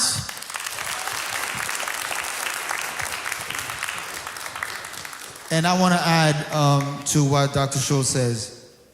If you're really doing something productive while you stopping from school, do something. But if you're not doing anything, just being lazy, don't do it. Because to me, 3 months is enough for you to rest. The summer term, go to school in August, in September, in January, like you said, but do not take a whole year off if you're not doing anything productive. So now one more time, put your hands together for Dr. Scholes. Thank you for all this great information. And now we're going to have somebody maybe you don't know, Toshiba Mitchell. She is, maybe you're gonna hear from her in the next few months because she's running to become the next councilwoman of Homestead. But tonight she's not here in the capacity. She is here as someone who's gonna give us the wise words to know what it means to be enrolled in the Army. A lot of people sometimes they think that this is a bad choice or they have a misconception of what it is. She's gonna help us to understand a few things that we don't. She served in the U.S. Army and the U.S. Air Force. She was a professor at the university as well. I think you taught where again? At Miami-Dade? St. Thomas, that's what I was looking for. And then now I want you guys to put your hands together as she comes here, and she's going to tell us a bit more about her and then what she wants to share with us tonight. Come on, you can do better than that. Hello, everyone. Can you all hear me okay? So this is a drill. After all of that insightful wisdom that you all received tonight, I wanted to start with a test. So our first presenter, what was her key takeaway? Anybody tell me what the first presenter's key takeaway was? For the elementary students. Yes. Nope, not planners. On time. Be on time to school. For our elementary, for our little brothers and sisters, if we're walking them to school, we want to make sure to have them there on time so they don't feel stressed. They go into the classroom feeling comfortable, right? Sometimes we have the responsibility of taking and walking or even driving. The teenagers now drive their young siblings to school. So be on time. Have them there on time. Don't tell them, oh, I got to do my makeup. Get them there. And iReady. Don't forget their iReady. If you're an older sibling, again, because I don't see a lot of elementary school, but if you're that older sibling or parent, they have the 45 minutes a week on iReady. Don't let them tell you otherwise. Then we have Miss Paul's tips. Anybody want to give me Miss Paul's tips? That's right, positive, adjust, be you, and leadership. Leadership, this is a thread. So I'm starting with this thread as I get into my presentation of alternate career paths or alternate paths. And then I learned that everything for me is good. Don't forget that. As you go out Thursday to start the school year, remind yourself of that. The Bible says, right, all things work for the good of those that love the Lord. And I always say, and that's me. I love the Lord. So it's working in my favor, right? And so keeping in mind that all things are working for my good and that everything for me is good. And then finally, the professor, she shared with us too, what as college students or as you prepare to go to college, what did you take away from Dr. Schultz? To choose what you want to do. To read your syllabus, that's a big one for college professors. Your syllabus is your contract for the class. So whatever, when you walk into the first day of class, that was my key takeaway, is because that's a big one. When you start to go to college, or even in high school, I think now a lot of the teachers have gone to using the syllabus. Read the syllabus. Ask questions about that on day 1 or 2, or the first week at least. Don't go too far not understanding what is what's required of you. Remember, in life, we have a requirement and a responsibility. So the responsibility is our part, right? They're going to tell us what is required of us to pass the class, but it's my responsibility to make sure that I'm doing my part. So we got some good takeaways. So now I'm here to tell you about other paths, other life paths. And I call it alternate or other life paths because we know, how many of you know that college isn't for everyone? This is a great presentation, and definitely I'm for education. Let me tell you a little bit about my background, right? So I am, as Pastor Reggie said, I'm a U.S. Army and U.S. Air Force veteran. I did 2 years in the Army, and I did 8 years in the Air Force. And, but I'm also a doctor. I got my doctorate degree in educational leadership, and I studied instructional technology, where now, as a veteran, I create online courses for veterans all across the country, right? And so it doesn't mean if you go into or you choose to serve the country that you cannot also have or get an education. This is what I call an alternate path. I decided while in college, I was at Bethune-Cookman University. My mom got ill here in October, and I decided once I came home, I spent time with her. From October, we celebrated Christmas and the holidays together. I was blessed and fortunate enough to do that with her. And then January, she passed away. And February 7th, I decided, which I had been long contemplating going into the military anyway, but I decided with the support of my family to join the Army. And in the Army, I was a patient administration specialist, and I'll tell you how I got that type of training.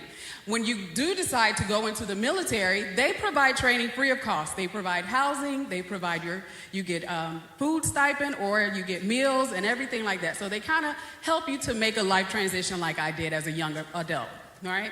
So anybody has, I wanted to also ask you, has anybody ever heard of General or the Honorable Mr. Colin Powell? By hands? Who can tell me who he was? But he was the first what? It's a word in there. That's right. He was the first black Secretary of State under George Bush. And I say that is important because oftentimes we get very afraid when it comes to serving in the military. When our families hear that we are thinking about serving our country, they right away get, and rightfully so, there are a lot of wars that can go on and things like that. But it's very important to get a mentor. Now, no matter what grade level you are at, an elementary student should have a middle school or high school or a sibling or cousin as a mentor. Get someone who you could talk to and ask real questions about these different ideas you're having, right? Oftentimes, our young people just aren't having those intimate conversations where they're able to say, well, tell me how you did that. Or I wonder if I could do that, just in all openness and transparency. You know, you want them to have that person in their lives where they say, how are you making such good grades in middle school? right? The elementary student asks the middle student. You mentor your brothers and like the brothers. And in the same way, the high school student should have a college friend or mentor who's telling them about how college is going. How are you able to manage this? What does this really look like? It is really good to take notes and to have the opportunity for sessions like this, but you must find that person, that tangible person that says, I did this, she did it. She's right here with you all. She should be some of your mentors. She should be mentoring some of you, excuse me. You understand? And so it's very important to get a mentor. If you're interested in the service, I'm very open. We can meet at the coffee shop. You can meet at my house, however you feel comfortable. Talk with me about it. Maybe it's for you, maybe it's not. But it shouldn't be something that we're afraid to have the conversations around. We have to have the conversations about, okay, well, how did that work out for you? Was that a good move? For me, it was. I had mentors in my family that told me the career fields that were most transferable as I decided. Like, for instance, when I was in the Army, I was a patient administration specialist. When I was in the Air Force, and I said I had to meet my husband because my husband retired Air Force, and we were both military police in the Air Force. And so, but I had mentors to guide me through the process, to ask me not what they wanted me to do, but they asked me, okay, so what do you want to do? And they guided me to where I wanted to be in the military. Are there any questions so far? You have to ask at least one. I'm not going to stop until you ask a question. Somebody, yes. Oh, great question. My rank in the Air Force, so I started in the Army and then I transferred into the Air Force and I did 8 years in the Air Force. And when I left the Air Force, I was an E6. Very good question. He just wanted to get it out of the way. Yes. So keep in mind, I always say, life is our learning platform, right? We're learning. Everybody's on a different path. Everybody is on a different journey. It's not a right or a wrong journey. It's just your journey. As the professor said, she says, you have to make sure to not compare yourself to others. Don't compare your path to my path and his path. Everyone has a different path. But we also learned that life is about choices. So you're going to have to make those choices. And I say the number one choice to make when you leave here tonight is find a mentor. Find someone, and it changes. It changed for all of us, right? Some of us, I wanted to be a lawyer when I first went into college. I studied criminal justice. I was in the magnet program, and I was on my way to law school, right? You ask anybody in my family, that's what they thought. Maybe I should have. But I love technology, and my path led me to technology, which I enjoy doing. I do it, for work. I do it for fun, like how you all are on TikTok. Me too. So I love it. So they were really preaching to me tonight. So, but just definitely find that mentor, forge your own way. Be that, like I mentioned, General Colin Powell. The reason why is because he was the first African-American, or Jamaican-American, actually, yes. He was the first Jamaican-American, which still black, Secretary of State. So just imagine the courage it takes to be such a big first. You may be that first in your family, and that's okay. But finding that mentor, knowing your purpose, and being comfortable on your life's journey, I would say are my 3 takeaways. Thank you so much for your time and attention.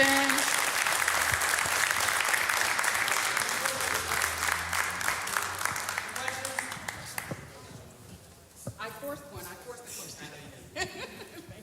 Anybody else have a question for Ms. Mitchell, Dr. Mitchell? We're good? All right. One more time, put your hand together for Dr. Mitchell. Now, one thing we have to know is, yes, we're going to learn, but if we don't have that one thing, safety, security, everything fails. So we're going to have, to conclude the night, 2 officers, our own officers here in the church, to come and speak to us about, I don't know what they're going to talk about, but they're going to talk about safety. What they're going to say, how they're going to say it, but they're going to talk about safety.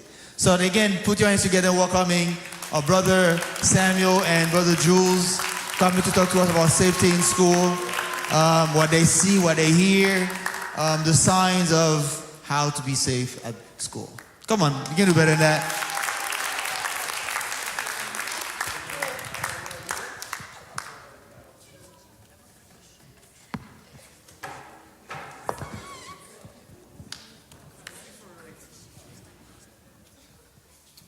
Good evening. I know some of you guys might not recognize me because I got a haircut. But no, my name is Brother Jules. I pretty much grew up in this church. I came from Haiti when I was 9 years old. This church pretty much raised me. I made some mistakes along the way, and thanks to the help of some of the speakers we had here earlier, Sister Beverly, Sister Caroline, Pastor Reggie, my brother here, Samuel, that I've known more than everybody here because we went to middle school together. So today I stand before you. Had it not been for this church, I would not stand here today. I could honestly say that. And just like you, I attend a traditional public school. I graduated from Homestead Senior High School. And I went to Miami-Dade College. Anybody here go to Miami-Dade College? Okay. I went to Miami-Dade College, graduated with a 4-year degree in criminal justice, and I took the path of going to the police academy. I can honestly say God was making sure that I got to where I am today. It wasn't my will, but it was His will. I went to the academy, graduated, and I've been working for the public school system for the past eight and a half years. And luckily, the past 5 years, Brother Samuel, who's been a longtime friend of mine, managed to join me in the same department. I'm lucky to stand next to him today as my partner. Yeah, it's brotherly love. It's yours truly. My name is Samuel Orcel. I was also born in Haiti, born and raised. I came here when I was 13. Met Brother Jules and Campbell Drive Middle School. I think the best middle school in town. No longer exists. Graduated high school at Homestead Senior, Broncos. I also attended Miami-Dade. I got my associate's degree from Miami-Dade and psychology. And I attended FIU for about 2 semesters. I quit though. Because I was doing psych, and the psych program at FIU is legit. So I had to go. But I pursued a bachelor's degree in public administration, graduated from Barry University. Yes, thank you. It was a great choice. I thank God for it. For many years, my brother's been telling us about, police work. I actually was working for the city of Homestead. I actually had a career with the city of Homestead. And I had an opportunity to grow in the city. But due to certain circumstances, I believe one of the professors telling you about choices. I had a choice to make good money, right? Because the position I was going for was going to allow me to make good money, but right now, okay? And after praying and everything else, and like I said, Jules been recruiting me for years, right? And after saying no, I made the choice, right? I got up and I went to take a test. I passed it. And I was like, okay. I came home and told my wife, I'm quitting the city of Homestead. And I'm going to pursue a career in police work.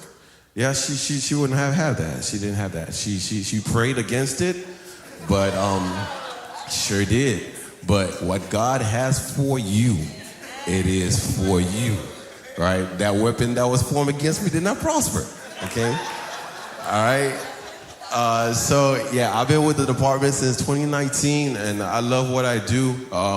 I combine my two passions, which is psychology with police work. So I'm able to reach the youth in a way that I've never thought possible. So this is really a dream come true. It is my dream job. I'm telling you that right now. And I thank God for it. All right, so today we got a few topics that we're gonna talk to you guys about. Brother Drew's gonna start us off with following rules and regulations, and then I'll pick up from there. All right, so like I was saying before, I've been working for the school district for the past 8.5 years. When people think of police officers, they think of somebody who's coming to handcuff you, put you in the back of a patrol car, take you to jail, or in some instance, if you watch TV or CNN, you'll see a lot of police fight, a lot of police brutality, then people would have in their mind that's what's going on every day. But when you work for the school system, it's quite different. As a matter of fact, they don't call us police officer, they call us school resource officer. The reason why is because if there's a problem, arrest is the last resort, right? Arrest is not the first option. We want to make sure we find the resource that is necessary to help you before we even think about putting handcuffs on you and put you in the back of a patrol car. And in reality, I am your friend. I'm officer friendly. So when you guys see me here, don't think of me as some kind of bad guy coming to handcuff you. Just think of me as somebody who's here to help you. But you also have to help yourself. How can you help yourself? We getting ready to start school on Thursday, right? When you go to school, you are gonna go to school with a lot of people that doesn't have the same mindset as you, all right? You're gonna have a lot of different people at your school. People who's coming from broken homes, people who, kids who's coming in who have multiple issues, all right? So, but for you, of course, like some of the speakers were saying earlier, you can't be like some of these people who's coming here just for a free lunch, just to skip. The first thing you have to do is you have to follow the rules and regulation, okay? Because the safety starts with you, right? If you walk to any traditional public school in Miami-Dade, right? And outside of that school, you'll see a lot of posted sign they put about some of the rules they don't want you to, they want you to follow. What do you think some of those rules are? All right, we're gonna make this very interactive. What do you think some of the rules that the school wants you to follow for you to stay safe? Anybody? Say it again. Stay inside campus. What else? What are some of the rules you think they put out there for you to follow? Yes. What you said? No weapons, right? And no weapons might be the number one rule that's out there. What other rules do you think they have for you to follow? Yes, Gio. Don't steal, right? Keep your hands to yourself and don't take nobody else's item. He's giving the 10 Commandments. And what else? Yes. Hold on. Say it again. Hold on 1 second. No alcohol, no drugs. Yes. Say it again. Yes. Those are probably the top 2 rules, right? No weapons and no drugs inside of the school. And what do you think will happen if you are caught with a weapon or drugs inside of the school? Most likely you will get in trouble for it, right? And the number one reason why they don't want you to bring weapons inside of the school, because over the past few years, even the past 10 years or so, we've been having a lot of gun incident inside of our schools, right? 5 years ago, I think, you want to touch base on it? In Broward. So, like, before we get to that, right, I want to show you this brief video because there's been a lot of violence in school. Davina is going to play this brief video and then we're going to speak on it.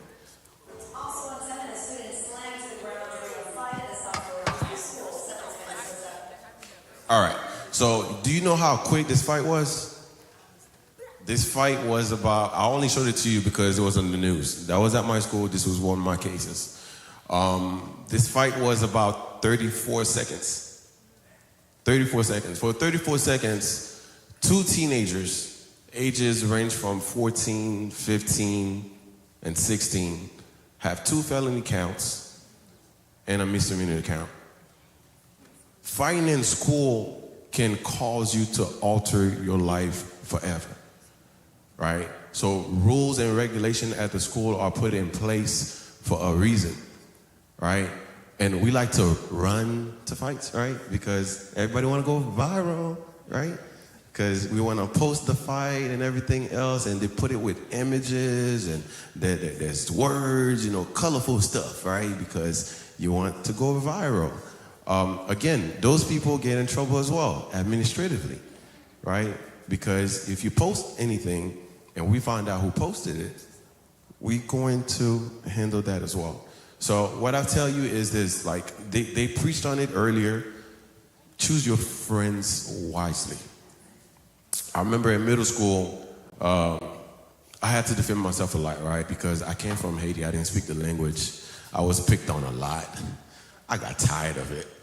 So I started hanging out with a group of people that I know could, bang a little bit, right?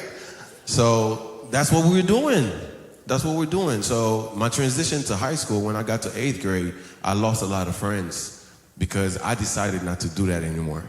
So my transition to high school, I lost one of my good friends that I used to hang with. I'm like, bro, I just don't want to do that. I don't want to skip and go to the bathroom, right? And I don't want to fight no more. I don't want to fight no more. You know what I mean? Like, we smelling urine for like 2 hours, right? Like, I don't want to do that. So it's by choice. You got to make that choice. You got to say, I'm going to hang out with these type of people, or I'm not going to hang out with nobody at all. That doesn't make you an outsider. That doesn't make you an outcast. You could stay to yourself, right? And rely on people that you know is going to guide you the right way. You don't have to run into every group that you see that's gathering, right? Because that's how a fight starts. And next thing you know, a punch is accidentally thrown at you, and now you got to go and defend yourself. So you got to be very careful with those things because, again, they could alter your life. So, when it comes to violence in school, I was, just to piggyback on what Brother Samuel said, I think 5 years ago, we're in 2023. So 2018, we had an incident here in Broward where a young man, Nicholas Cruz, armed himself with a weapon and went inside of a school and unfortunately killed 17 people. And this been going on even before 2018, and it has continued to happen even after 2018. So what has been done is they have instituted a law to make sure that there's at least a police officer at every school. So every public schools, I believe, not charter school, a private school have the option of either hiring a police or armed guard, but traditional public school, for those that are going to public school, there's going to be a police officer at your school, right? Now, I work at a school, he work at a school. We're not going to see everything, right? We can't be everywhere at once, right? Only God can, by the way, all right? I can't be there at once. So you guys are the eyes for the police officer on campus. Imagine, right? You're on campus, you know somebody with a weapon, right? And there's this saying in school that you don't snitch. It's not only in school, but in the street, right? You're not going to snitch. Can somebody tell me what's the definition of a snitch? Hey, Gio. Somebody that rats somebody out. Gio. All right. Gio know prison terms. Anybody else got a better definition?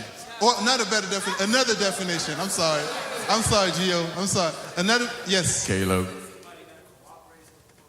Somebody that cooperate with the police. Is that a good thing or a bad thing? It is a good thing, right? But I'm gonna have you look at it this way, right? Let's say me and Brother Samuel go commit a crime, right? And I get caught, but he got away, right? And I'm in a police station. They telling me, look, I could give you a lesser sentence if you tell the police everything, right? If I told the police that Brother Samuel was involved, it turned me to what is called in the street a snitch. But however, when you in your school, you see somebody with a weapon, and you come to tell the police, listen up, you tell the police officer, and there's ways to go about that, by the way.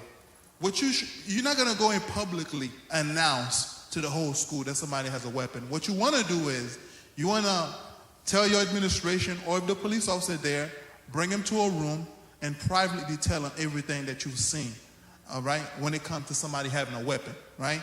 So, because if you don't report this to the police or to your administration, there's a good chance that person with a weapon could hurt somebody else in your school or even you, right?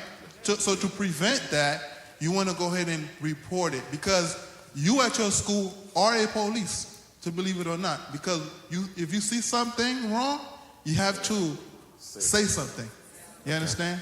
All right. So based on what Brother Jules just said, Davina, just skip to where the car was in, like driving in the garage. Yeah, the parking lot.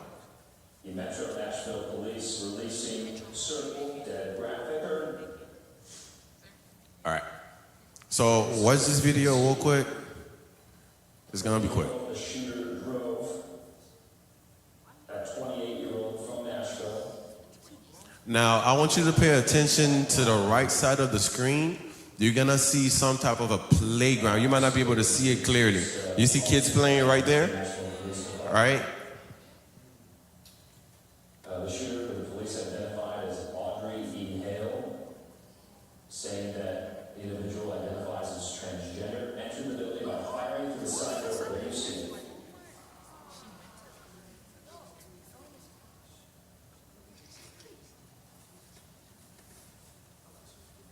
The shooter walks in, kicks the glass, armed with 2 assault-style weapons and a handgun. That's according to John Drake. He's the Nashville Police Department chief there.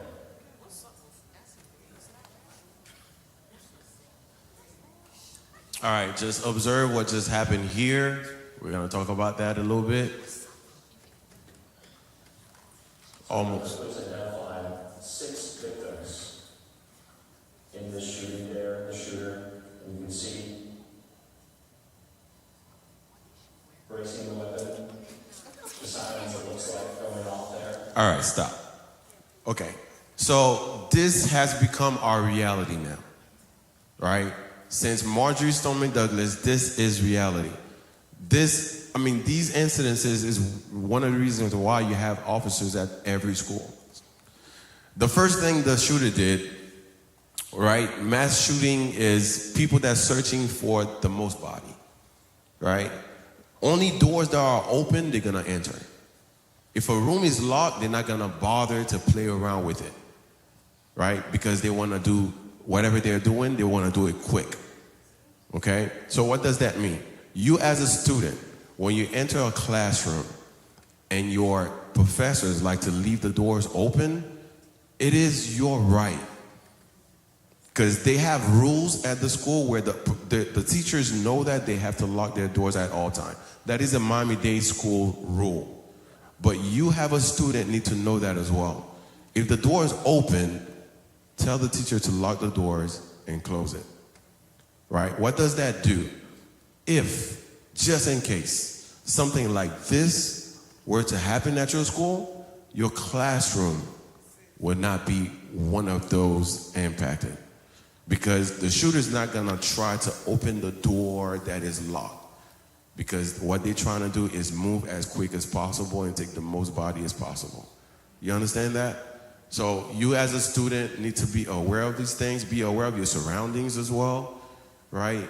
And if you hear somebody plotting, because most of the time there's signs, right, before these things take place. So if you see somebody plotting, again, you have a resource officer at the school. Every school has a resource officer. Go to that officer, tell them the information.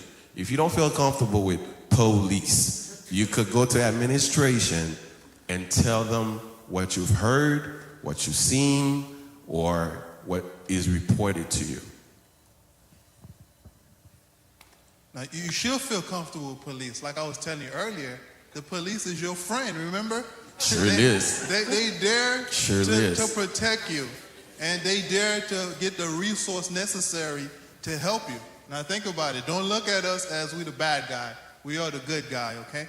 And if you see us, say hi, and don't get scared, okay?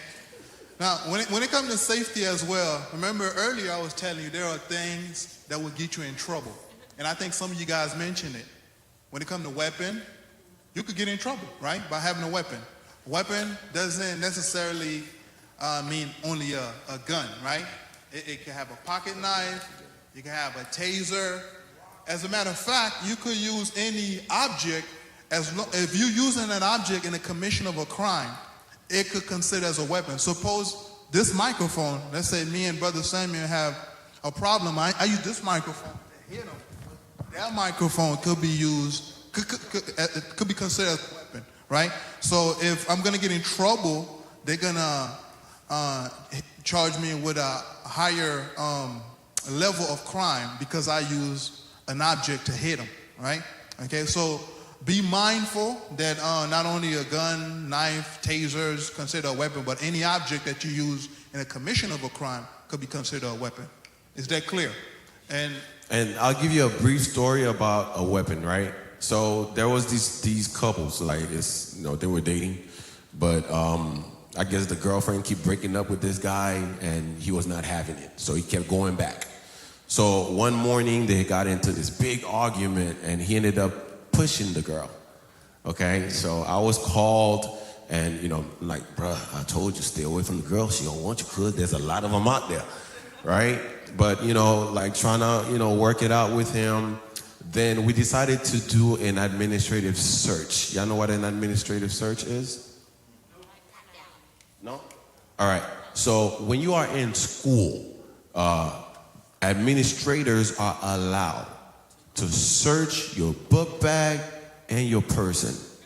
Oh, don't go through my stuff. They are allowed to do so.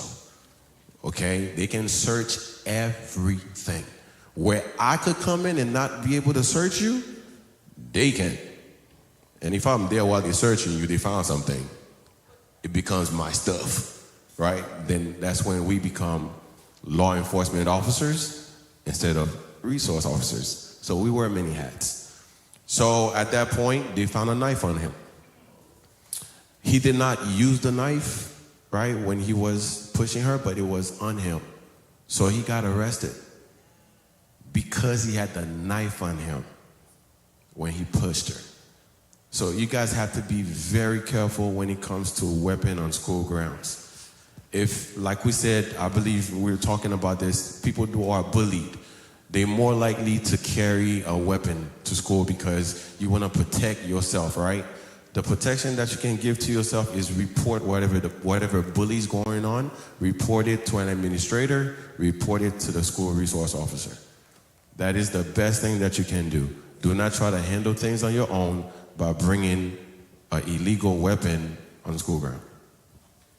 Yes, that's probably the best way to address the situation. If you have a problem with somebody, and instead of going social, which I've seen at my school, at least where I work, I'm assigned to Carroll City Senior High School in Miami Gardens. What I see sometimes is they on social media, and from social media, it'll escalate to the school, and nobody knows about it. If you have any issue with anybody at your school, tell one of your administration. Let them be your lawyer, right, to defend you. Do not take action into your own hands. What do you think would happen when you take action into your own hands? Anybody? Somebody said it. What happened? You will get in trouble. Yes. You will get suspended, potentially get arrested, and get kicked out of school. We don't want that. That is not what our parents send us to school for, right? We get sent to school to get an education. Of course, problems are going to happen. We just have to address those problems the right way, right? And one other thing that will get us in trouble in school is, somebody mentioned it earlier, and you will see that at your school. No drugs on campus. Now, drugs nowadays come in different form, right? Back then, you would think, right, you would just smoke a cigarette or marijuana, joint. But now, people are lacing chemicals in food, right? And they get high off food. They get high off putting stuff inside of a vape, right? And some of these kids doesn't know what they're inhaling or what they're eating. Last school year, I had a female student who I got called for in the school clinic. She was throwing up. When I got to talk to her, she said she ate this brownie. Who she got the brownie from? She got the brownie from her friend. She bought it from her friend. Now, the brownie was laced with a chemical that I didn't know of, right? So I'm sure you guys hear your mom or your dad say all the time. At least I knew my mom and dad used to tell me, when you go to school, the school provides you with a free breakfast, a free lunch. Now, although I've heard it doesn't taste how you want it to taste, right?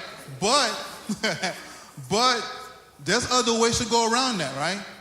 You can make an arrangement to maybe bring your own food, but and also there's vending machine that's assigned to some of your schools. If you have money, you could get food from the vending machine because the things that you buy from the vending machine are sealed, right?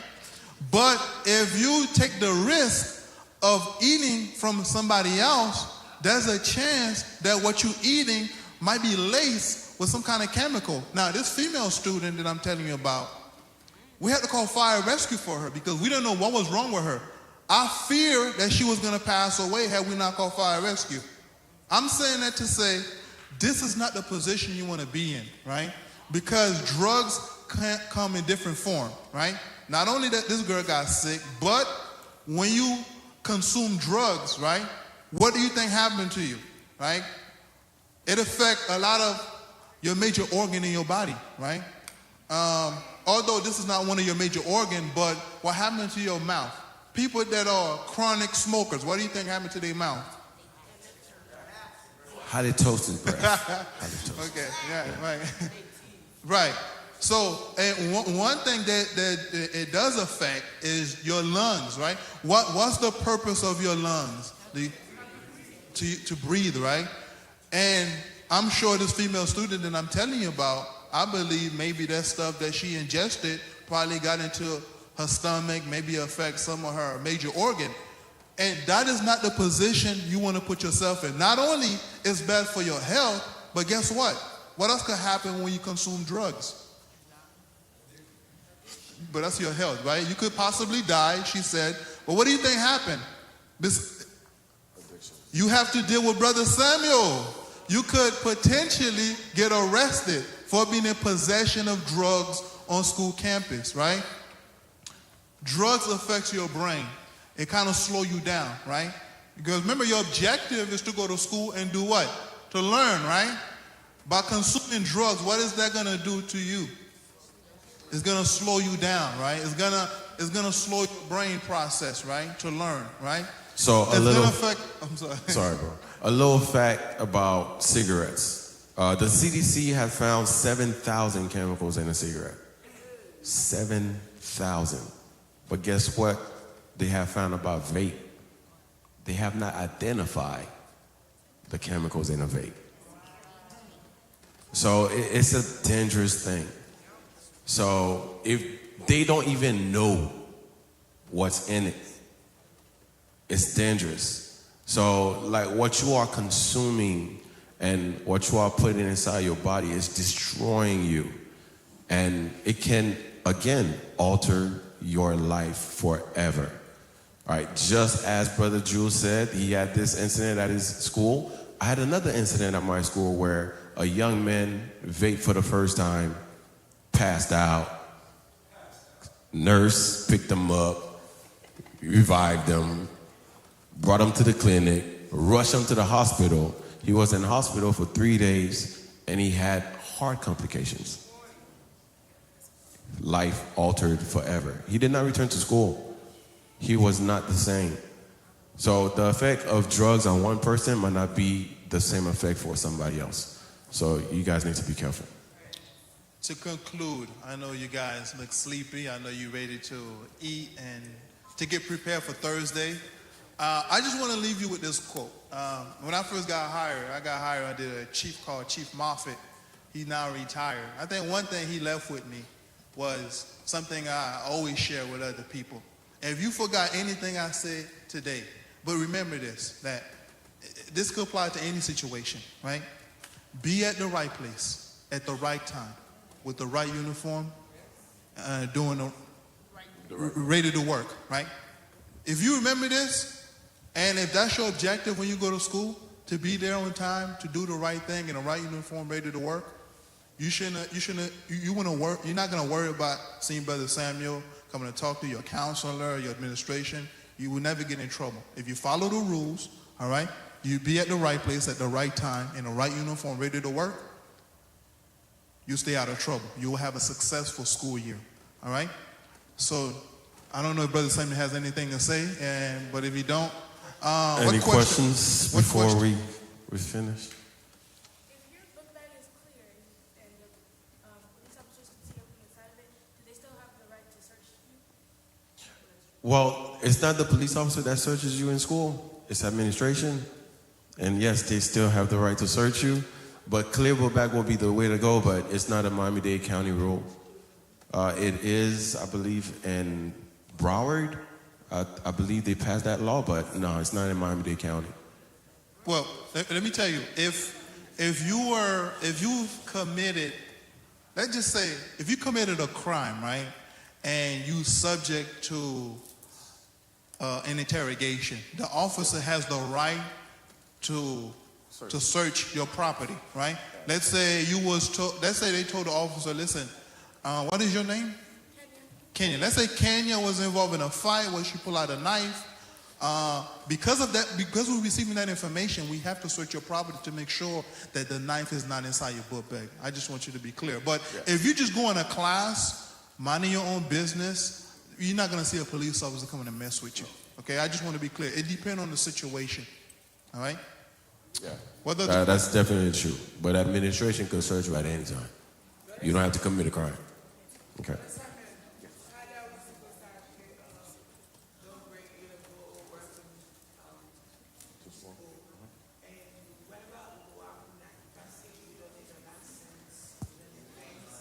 That does not apply.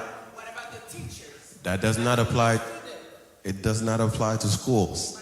A teacher will get arrested for bringing a weapon on school grounds. You should not. The only person that can carry a weapon on school grounds is the police officer.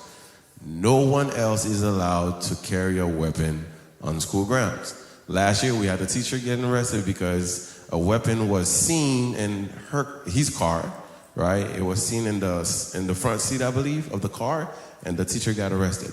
So no, nobody else can carry a weapon on school grounds. Do you think they'll remove the gun law that just passed? Do you think they'll remove the gun law that just passed? I don't see how that's gonna affect us in schools. So you could ask me that afterwards, and I'll give you my opinion. Okay?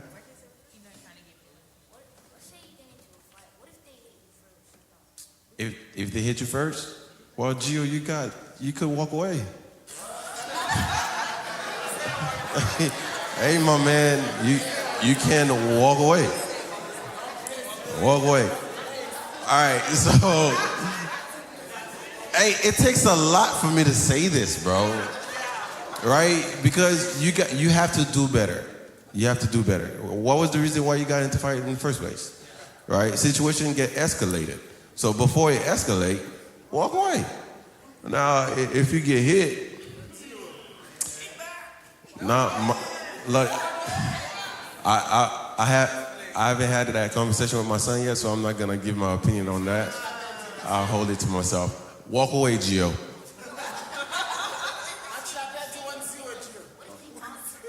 I'm sorry?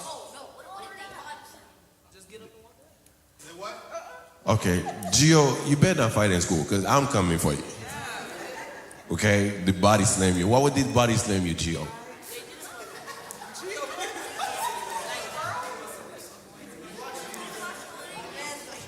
No, walk away, Gio.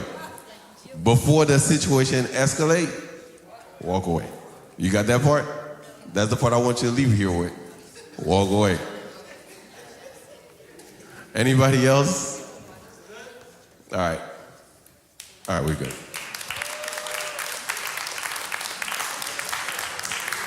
Guys, we're wrapping up. Thank you very much. And put your hands together one more time for the officers. We're going to close. Don't walk away. Hey, don't walk away yet. We're going to finish. Give me 2 minutes. Don't walk away. Don't walk away. Eh, pas aller. Pourquoi aller? Bon 2 minutes. All right, Sandra, before you do an announcement, we're going to call Dr. Schultz. He has something she wants to tell us. But one thing I want to tell you guys as parents, be the best defender of your children. C'est pour défendre petit tout. Défendre intérêt petit tout, pas quitter professeur, dire n'importe bagage de petit tout, pas prendre, pas boire n'importe bagage qui est dit de petit tout, question it, interrogate it, and then defend your kids. Si petit tout wrong, yeah, discipline them. But do not just accept everything they tell you and embrace it, okay? Be the best advocate of your children. Always, always, and always. Dr. Schultz. Thank you so much. Très rapidement. First of all, let's give Pastor Reggie, the church and staff a round of applause. What a wonderful event this evening. I hope you learned a lot. Great panel, great guests, great speakers. Now, to those going to college, I'm offering to mentor you if you so desire. And I've been doing that for the university friends. And you can hook me up on LinkedIn. My name is Dr. Emeline, E-M-E-L-I-N like Nancy E. Last name Alexis, A-L-E-X-I-S dash Schulz, S-C-H-U-L-Z, or ask Pastor for my coordinates and my email address, and I'd be very happy to help you. Thank you. God bless. So Sandra, thank you very much. She has an announcement. Quick. It's only 2 announcements. First one is Lakeville 2024. If you want to make your deposit $25, the email. Oh, if it pops up, it's right there. The other one is we're selling some leftover chips and candies for $1. The people who are not here from the movie it's not night literal last leftovers, week. but not too much, Clarissa. Not too much. But if you, okay, you don't have to buy second. Don't listen to Sakari. Okay. So that's it. last Thank week you. we had movie night, and there are some chips, sodas left, so you can buy these. But we still have refreshment for you at the end. So let's stand up, and one more time, put your hands together for everyone. So school start on Thursday for those who are going to high school, middle school, elementary school, for college. I don't know when you guys start. I wish you guys all the best. Let's bow our heads and pray. Let's bow our head and pray. Guys, let's bow our head and pray. Heavenly Father, we thank you, we bless you, we glorify your name. Thank you for everything that was done tonight. All the great information. The wisdom that was displayed here tonight by Sister Francine, Sister Caroline, Sister Beverly, by Dr. Mitchell, by Dr. Schultz, and by officers Samuel and Jules.